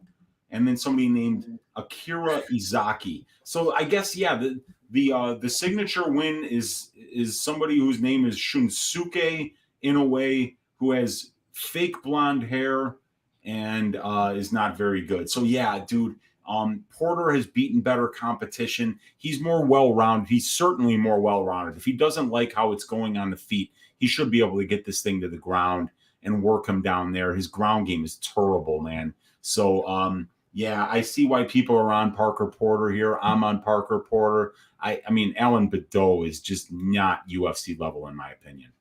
Yeah, he's not. At least Parker Porter is going out there. He's beating Chase Sherman. He's beating Josh Parisian. Very bad guys, but I still think those guys are probably better than Alan Baudot, honestly. Like, Baudot's very bad. If Parker gets this down to the mat, I think he could probably submit Baudot. Like, his ground game is horrendous. It's awful. I don't have nothing to do with this fight. I did see they opened up the over under at 1.5, and they had the over at plus money, and I went to bet that, and all of a sudden it moved to like minus 150. So the over under 1.5, over minus 150, under 1.5, plus 120. I think this does get extended. I think Porter does get this to like the second, third round. The thing I don't like about Porter, it doesn't look like he has a ton of power. I saw him get like into mount against this guy for a whole round. And he couldn't finish him. It looked like he doesn't land that hard. I think if he does win, it's going to be like a volume stoppage, but Baudot quitting like it did in his last fight. I kind of see Porter maybe late second, third round finish, maybe a third round Porter prop, but yeah, I don't really like anything here. Parker Porter, huge favorite. I think he's like the second biggest favorite on the card. Opened up minus 200, currently minus 260, and Baudot opened up plus 170. He is now plus 220. Curious to see where the line goes. The fight goes to decision plus 160. The fight doesn't go to decision minus 210. Nothing really sticking out here for me, but I will take Parker Porter to survive the early storm that Baudot is going to bring and eventually get him out of there. Yeah, I think Parker Porter will survive that early drizzle that he'll get from Alan Baudot and then finish him. I mean, yeah, Parker Porter may not have been able to finish other guys with ground and pound, but I think Alan Baudot would tap to too close of a shave. So I just think that, yeah, Porter, when he gets one of those tree trunks on top of him on the ground, he'll be tapping out verbally, whatever. It'll be over. You know, these guys have got 9 combined losses, and 8 of them have been inside the distance, Brady. Boy, a violence bet here. It feels like a good one. Money's pouring in on these overs, and the fight goes to decision. So if you do like violence, which I kind of do, I'm going to wait till later in the week. I think you can get a lot better price because the fight doesn't go to decision. Open up a plus 170. It's already to plus 160. Oh, and by the way, Mushroom is right about that. He did say that the fight goes to diabetes. I didn't see the line on it, but that might be the bet of the week is the Baudot Porter fight goes to diabetes. Another classic from Mushroom. He's on fire. He's 2 for 2 today. Mushroom is on fire. Chris saying Porter via ash, maybe an ash shaving candidate here. I mean, it's could not be one of them. Could be with, there's a few on this one, man. It won't be the Buckley Al-Hassan fight because that'll be just me getting my ass shaved because I'll be wrong. So I'll have to pick another fight besides that one. But yeah, there's a lot of potential ass shavings on this card. There we go. We have 150 of you in here. Smash the like button. Let's get those likes up. Thank you for hanging out on a Monday. We're usually on here on Sundays, but we did push it back so we can enjoy the Super Bowl there with our friends and family. So move on. Kyle Daukaus going against Jamie Pickett. This is the co-main event, which you'd think they put Porter there with the star power at the co-main event, maybe even the main event, but no, they have Daukaus Pickett here. Daukaus, he's 28 years old, 6'3" with a 76-inch reach. Going against Jamie Pickett, 33 years old, 6'2" with an 80-inch reach. So Daukaus is going to be 5 years younger. He's going to have a 1-inch height advantage and a 4-inch reach disadvantage. We take a look at their last couple fights. Kyle Daukaus 2-2 and 1 no contest in his last 5 fights. He did make his debut against Brendan Allen as a big dog, and he made a very good account for himself in that fight. He lost the first round. He came back. The second round was very, very close. I did score it slightly for Brendan Allen, but it really could have went either way. And then the third round was all Kyle Daukaus controlling Brendan Allen for like over 4 minutes in that last round. So he made a really good account for himself there, and then he bounces back with a win against Dustin Stoltzfus, and then he goes up there and looks not great against Phil Hawes, had a lot of trouble in that fight. He looked to slow down a lot in the third round as well, but he was able to survive against a very Dangerous guy in Phil Haas. And then he comes back against Kevin Holland, that no contest where they clashed heads. Holland gets flash knocked out, and then Kyle Daukaus eventually submits Kevin Holland, but in no contest there. Jamie Pickett, 3-2 in his last 5 fights. This guy was on the Contender Series 3 times, which I don't think we've seen that before. I think he took 2 L's. One was against Soriano in a fight where Soriano was able to wrestle him on his way to a decision there. But he got his knockout win against Jonathan Patty. And then his next fight in his debut, he lost to Tafon Nchukwu. And then he lost to Jordan Wright by knockout in the first round. He won a decision against Lariana Staropoli and then a decision against Joseph Holmes. So, yeah, I'm not I actually picked Jamie Pickett in his fight against Joseph Holmes. I did not bet it. I was actually very tempted to, but I did not want to bet on Jamie Pickett. But, he did some things good. He kind of started slow in that fight. Joseph Holmes looked really good early. Joseph Holmes kind of slowed down as the fight went on, and Pickett was able to win that decision. A very, very boring fight. A lot of people were complaining about it, and it was a lot more exciting than the Lariana Staropoli fight, which that was very bad. But, Pickett is a guy that he has a lot of physical advantages. This guy's huge. He's 6'2". He's 80-inch reach. But he's a guy that does not throw a ton of volume whatsoever. You're going to take a look at the numbers here. Weezy will talk about him in a second, but they throw about the same significant strikes attempted per minute, and they land about the same. But you're going to see that Kyle Daukaus is in control positions double the time of Pickett. Pickett, I feel like this guy could be good. The problem with Pickett is he just does not let his hands go. He refuses to. He refuses to throw volume, and I think that gets him in trouble with a lot of spots here. He was able to beat a much smaller Staropoli. He's able to beat a much more inexperienced Joseph Holmes. But I'm just not impressed with him. Kyle Daukaus, at least, I do like a lot of what I see in this guy. This guy is a solid striker, actually. I took a look at his striking numbers from distance, and he's outstriking guys like Brendan Allen, whose striking's coming along, and he was having a lot of success in the stand-up there. He had a lot of success against Dustin Stoltzfus as well, and he was actually having success against Holland for as long as it lasted.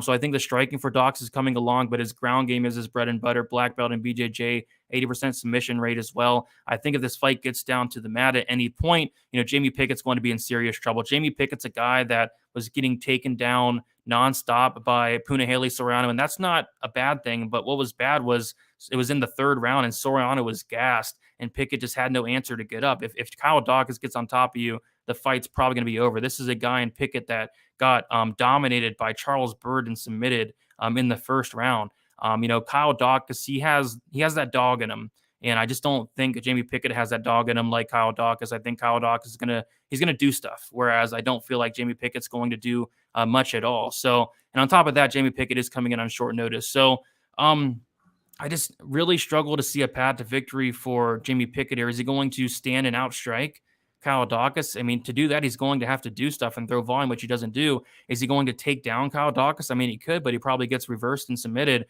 Is he going to hold Daukaus against the cage? Maybe, but I just feel like on short notice is a very tough matchup for Jamie Pickett. I like Daukaus here, and I like Daukaus probably a finish by submission at some point in this fight, as Pickett has been submitted, I think, 2 or 3 times. Weezy, how are you seeing this one? Yeah, we got Pickett with an experience advantage. 50 more minutes in the cage, 6 more pro fights, about 5 more years as a pro, 5.5 more years as a pro.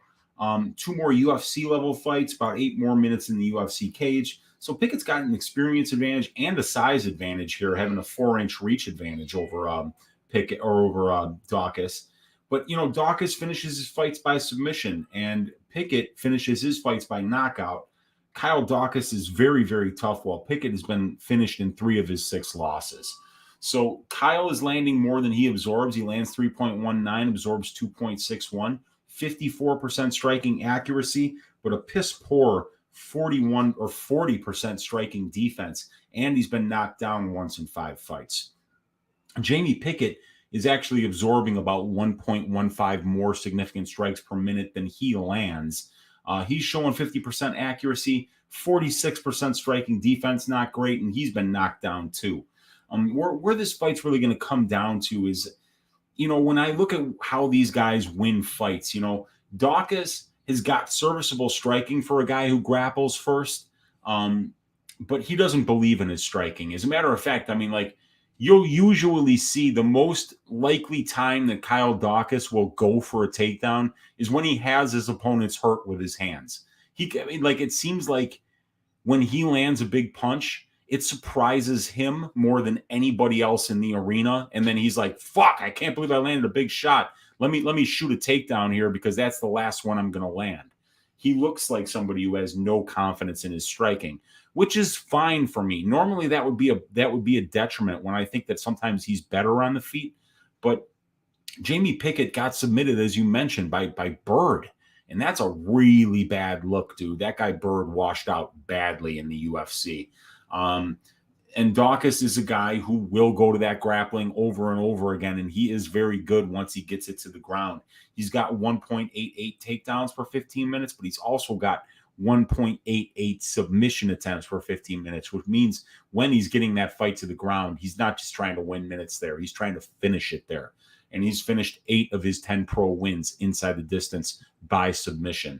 And Jamie Pickett has been finished by submission in 3 of his 6 pro losses. I'm sorry, in 2 of his 6 pro losses. So there is the path here for Daukaus via the grappling. And Jamie doesn't, like when you see him win fights, it looks like he's trying to stall. It doesn't look like he's better striking. It doesn't look like he's getting takedowns and winning minutes on the ground. It looks like he's just trying to hold smaller guys up against the cage and maybe win the clinch striking exchanges. That's not going to work here against Daukaus. Daukaus has got 86% takedown defense. He's been controlled for 22% of his UFC career, but he's controlling his opponents 35.76% of the time. And he's only attempted 8 more takedowns than his opponents, yet he's out controlling them, 36% to 22%. So he's been very efficient. While Pickett has attempted 16 takedowns and his opponents have attempted only 3 more than him, yet his opponents are out controlling him at like a 2-to-1 ratio. So Kyle can win minutes on the ground and Jamie can lose minutes on the ground.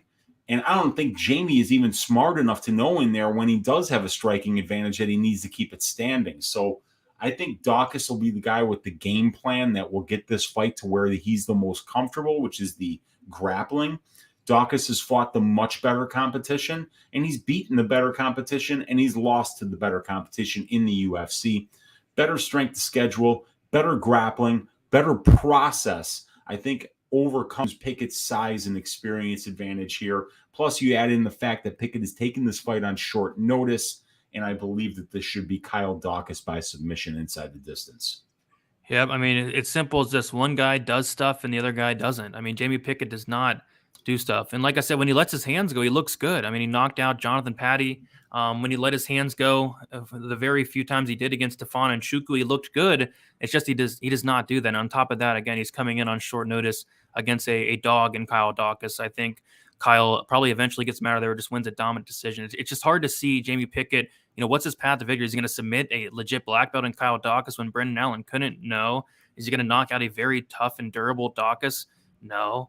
Could he grind a decision like he did against a really small star Poli or an unexperienced Holmes? I think that would be his path to victory, like a very grinding, ugly, boring decision. But I just don't see it. I think it's a good spot for Daukaus here. And we do see that Daukaus is a decent-sized favorite. Daukaus opened up as a minus 250 favorite. He went all the way up to minus 200. He's back down to minus 250. Pickett opened up plus 210, went all the way down to plus 170, back up to plus 215. The over-under set at 2.5 rounds. The over is juiced to minus 200. The under 2.5 rounds is plus 160. The fight goes to decision, minus 145. The fight doesn't go to decision, is plus 115. And I get it. Both guys are very, very, very tough. I think if there is a finish, it is a Kyle Daukaus submission, which Daukaus by submission is only plus 275 to open up plus 300. Any thoughts on the money line? Any thoughts on these violence props? Yeah, so in these guys' 12 combined UFC fights, it looks like 9 of them have went to decision. So, yikes, that's a lot. Well, actually, it would be 8 because we do have 1 no contest in there with Daukaus. But Daukaus has never finished anybody, and he's never been finished in the UFC. And Pickett has 1 of his 3 wins by finish, and that was on the Contender Series. And in his 4 losses, he's lost twice inside the distance, but he's also known for his durability. So, I mean, I could see Daukaus submitting him, but I don't see Pickett finishing Daukaus. He's never been finished in his career, and Jamie Pickett has only finished one of his 3 UFC wins. And like I said, that was against a very low-level guy in Patti in comparison to the guys that he's been fighting at the UFC level, not in the Contender Series. Yep, for sure. Should be a fun co-main event. We will move on to the main event here. We have Walker versus Hill. Walker, 29 years old, 6'6", but then 82-inch reach. Jamahal Hill, 30 years old, 6'4", with a 79-inch reach. Walker, 1 year younger. Walker with a 2-inch height advantage, and Walker with a 3-inch reach advantage. So tail of tape definitely going on the side of Walker here. We'll take a look at the last few fights.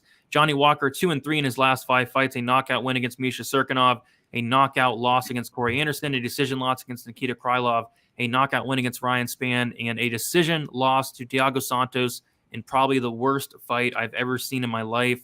Shout out to Tajik Bey, the GOAT. That's what really put the GOAT Tajik on the radar. He was the only person in the world calling that fight to go to decision. I think Mellon did in the chat as well, but we know Mellon's always in there trolling and saying weird things. But, this is nobody was expecting that to go the distance, and it really shouldn't have. And I'm sure a lot of people had violence bets on that, including me. I did. And they kind of just stared at each other and played patty cake for 25 minutes. And I was telling Weezy that night that I bet they could have went another 25 minutes because nobody did anything. I'm curious to see the game plan of Johnny Walker because it's a tale of two guys. He either comes out there like a wild man and either gets knocked out or knocks the other guy out with a knee and elbow, something big, or he goes out there and looks like he did against Santos and just did nothing. So I'm really curious to see the game plan for Johnny Walker here. Jamahal Hill, he has 3-1-1 no contest in his last 5 fights, a decision win against Darko Stosic, a no contest against Klidson Abreu in a fight that he starched him in the first round. He knocked out Oven St. Preux in the second round. He lost to Paul Craig by technically a knockout, and then he went in there and knocked out Jimmy Crute in the first round. What I typically would worry about in a Jamahal Hill fight would be the takedown defense. I feel like it has not been tested, and I feel like, maybe would have potentially got some answers in the Crute fight, but we did not. He knocked him out. So that would be something I would dogs barking, by the way. So that would be something I typically look at. But Johnny Walker in 8 UFC fights, 1 takedown attempt. So this is going to be standing. And I feel like Jamahal Hill's the better fighter for sure. I get why he's the favorite, but Johnny Walker is very, very dangerous. Weezy, this should be a very fun main event for as long as it lasts. Yeah, for sure, man. Walker's much more experienced. 13 more professional fights than Jamahal Hill, about 20 more minutes in the cage, and almost 4 more years as a pro. And he's got 2 more fights at the UFC level and about 25 more minutes in the UFC cage. So Walker is going to be bigger, younger, and more experienced and have a 3-inch reach advantage here. Walker, a 94% finish rate in 18 professional wins. That's 17 of 18 wins coming inside the distance, while Jamahal Hill has finished 5 of his 9 wins inside the distance. Walker's been finished in 4 of his 6 pro losses, and Jamahal Hill has been finished in his only pro loss. When you look at the striking numbers here, Johnny Walker lands 3.42 per minute, absorbs 2.81, showing really good power at 1.4% knockdowns per total significant strikes landed. He's averaging 0.72 knockdowns per 15 minutes. He's also been knocked down 0.72 times per 15 minutes. So he's absorbed as many knockdowns as he's landed, and he's being knocked down on 1.7% of the significant strikes that he's absorbing. Now you look at Jamahal Hill's numbers, and they're just different. 7.45 landed per minute, 14.36 significant strikes thrown per minute. And then not only that, Jamahal Hill's fights are taking place standing 90% of the time, Brady. And in that 90%, Jamahal Hill is more than doubling the output of his opponents here. He's never been knocked down. Johnny Walker shows 41% striking defense. Jamahal Hill not much better at 45. But the difference here is that even though both of them have sub 50% takedown defense, you see that Hill is out-voluming his opponents, out-ratioing his opponents, and showing power and a good chin, while Walker, on the other hand, is outlanding his opponents. He's very accurate, and he's showing good power, but he's also showing piss-poor striking defense and the ability to be knocked down. Now, will this fight go to the grappling?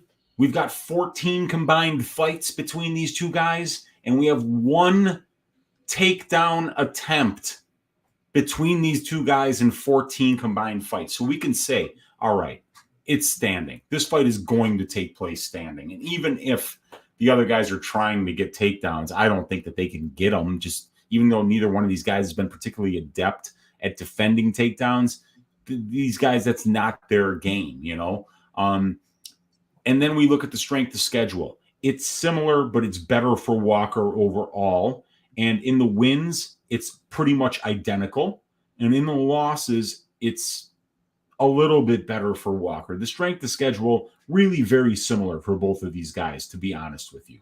I personally think Jamahal Hill is going to murder this dude. That's what I think. Because I think Jamahal Hill's stand-up is next level. It's not just the striking accuracy and the power that he throws. It's the volume. It's the fact that when he gets his hands going, when he starts letting them go, they land hard, they land heavy, and he finishes fights when he does that. And he can crank up that volume as the fight goes on. Walker is just a wild man. He doesn't really have a whole lot of process. He throws shit from crazy angles.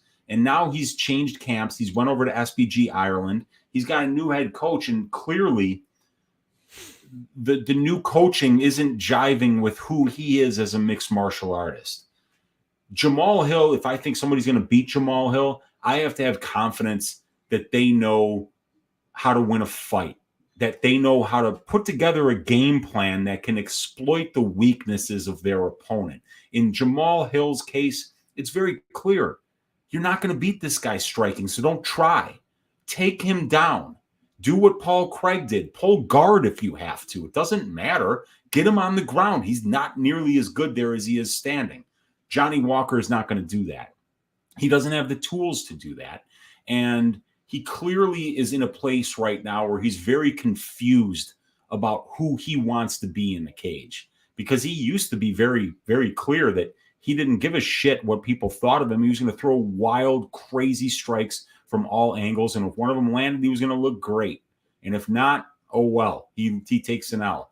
But Jamahal Hill is going to be the same guy in there every time. He's going to be an assassin on the feet. He's going to let his hands go. He's going to out-volume you.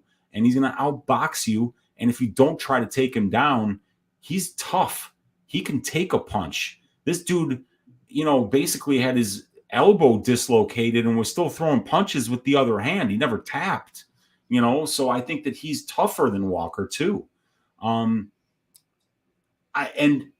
don't want to get too far out over our skis because that was a dog shit performance by Johnny Walker. It was a dog shit performance by Thiago Santos. I was telling you, I was on vacation. I was visiting my dad. I was telling him about all the stuff that I was doing with MMA. And I was telling him, Dad, trust me, I watch MMA all the time. Wait till you see this main event. Thiago Santos versus Johnny Walker. They're both wild men. They both hit like trucks. Neither one of these guys is going to grapple. Somebody's going to get slept.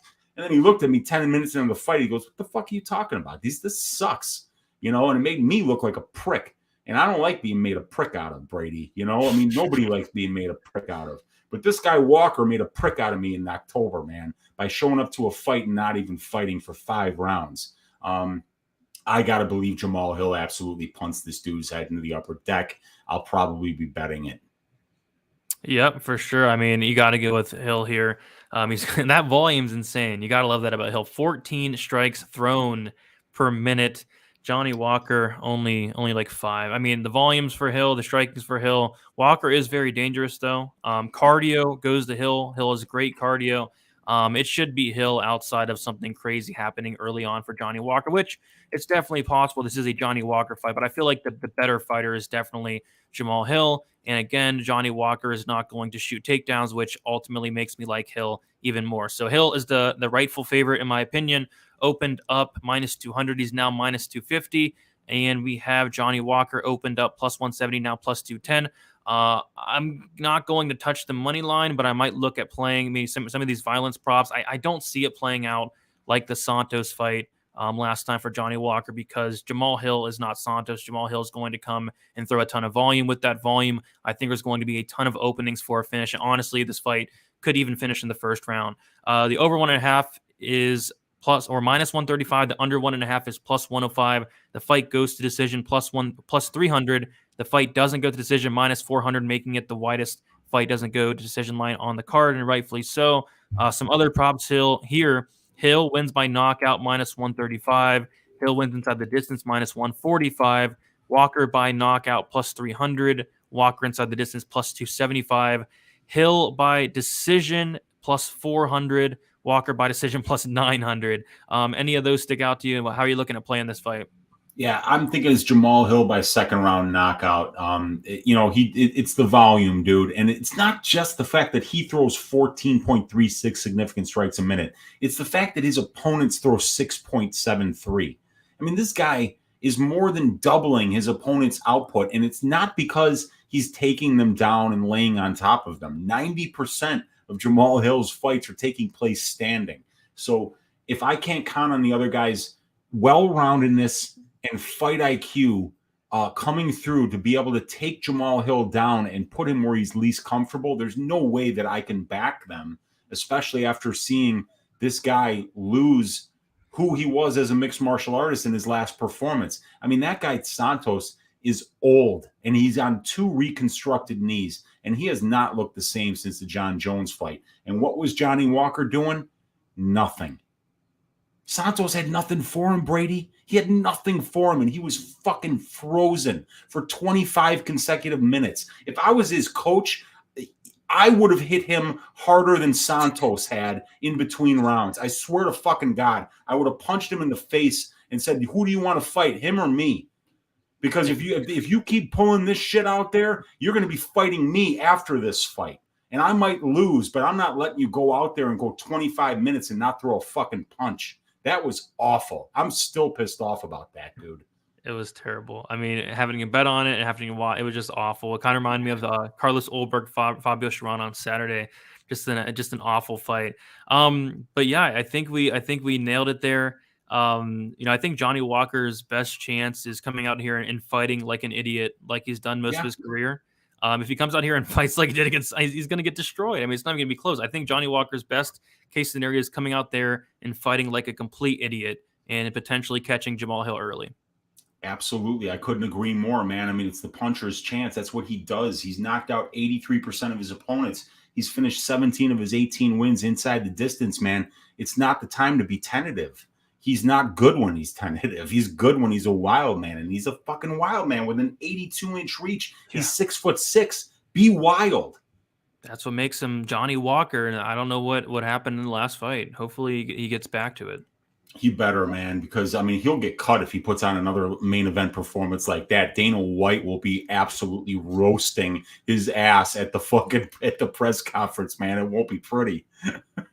Yeah, it's crazy how he's getting another main event here. They're giving him another chance. He cannot pull another Santos here. Well, they didn't give it to him, It's just Dos Anjos and Fasayev, and then you looked at the rest of the card and you're like, we're fucked, man. We got to give Johnny Walker another main event.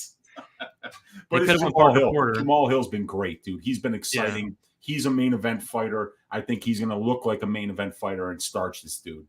Yeah, I think he gets it done as well. So, Frank's saying Weezy is drunk. I think that's Weezy's first drink. I think it's my first drink, man, and I haven't even finished it yet, dude. I am that pissed off, Frank. I'm telling you, man. I'm like an elephant. I don't forget that shit, Yeah, this is just Weezy being himself. All right. So we will head out of there. Before we do so, Weezy, let them know where they can find you, what you have going on throughout the week in terms of some content for UFC Vegas 48. Yeah, man, it's been a wild week with the Super Bowl being yesterday. This is the first content that both of us have done this week. Normally, I'd be doing a balls deep breakdown tonight, but it's Valentine's Day, so I won't. Tomorrow night at 10 o'clock Central Time, I will be doing Just the Tip on my channel. We'll break down all 12 of these fights from a statistical perspective. I'll get a little bit further into that curtain jerker that we didn't talk about today, where Perrin is taking over for Taha against Bautista. But yeah, man, I'm probably going to do maybe one balls deep breakdown this week, but it's just going to be Just the Tip on Tuesday. And then I'll be right back here on Pub Sports Radio on Wednesday with you and Monk and Luke to do the DraftKings DFS show that we always do. But thank all you guys for hanging out on a Monday night instead of a Sunday night with us, spending your Valentine's Day with your Uncle Weezy and Brady here. God bless each and every one of you guys for hanging out with us, and let's stack cash tickets like flapjacks for UFC Vegas 48. Let's do it. I think this will be a very violent card. I'm going to have mostly violence bets. I already have 2 of them, and I'm looking at a lot more. And SB saying you can still have a balls deep breakdown, Weezy. It's Valentine's Day, and I agree. Yeah, just so it won't be on YouTube. You can, or you'll get kicked off real fast. I know, man. I want to keep my channel. Oh yeah, keep that. Keep it. You got it. Yeah, follow me on Twitter, DFS_numbers. Instagram is DFS by the numbers. Follow me on there. I'll be posting my picks every Saturday with the method as well. I've been doing that lately. People seem to enjoy that. My full card breakdown prediction video will be out hopefully tomorrow. I got to research the new fight and then some of the other fights, the Balbita fight a little bit. To get a kind of feel over what I'm going with that. But yeah, I'm mostly done with my research. That should be out tomorrow.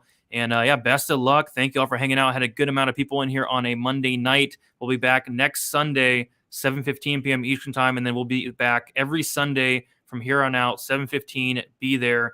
Appreciate all of you guys. Best of luck. Let's make some money at UFC.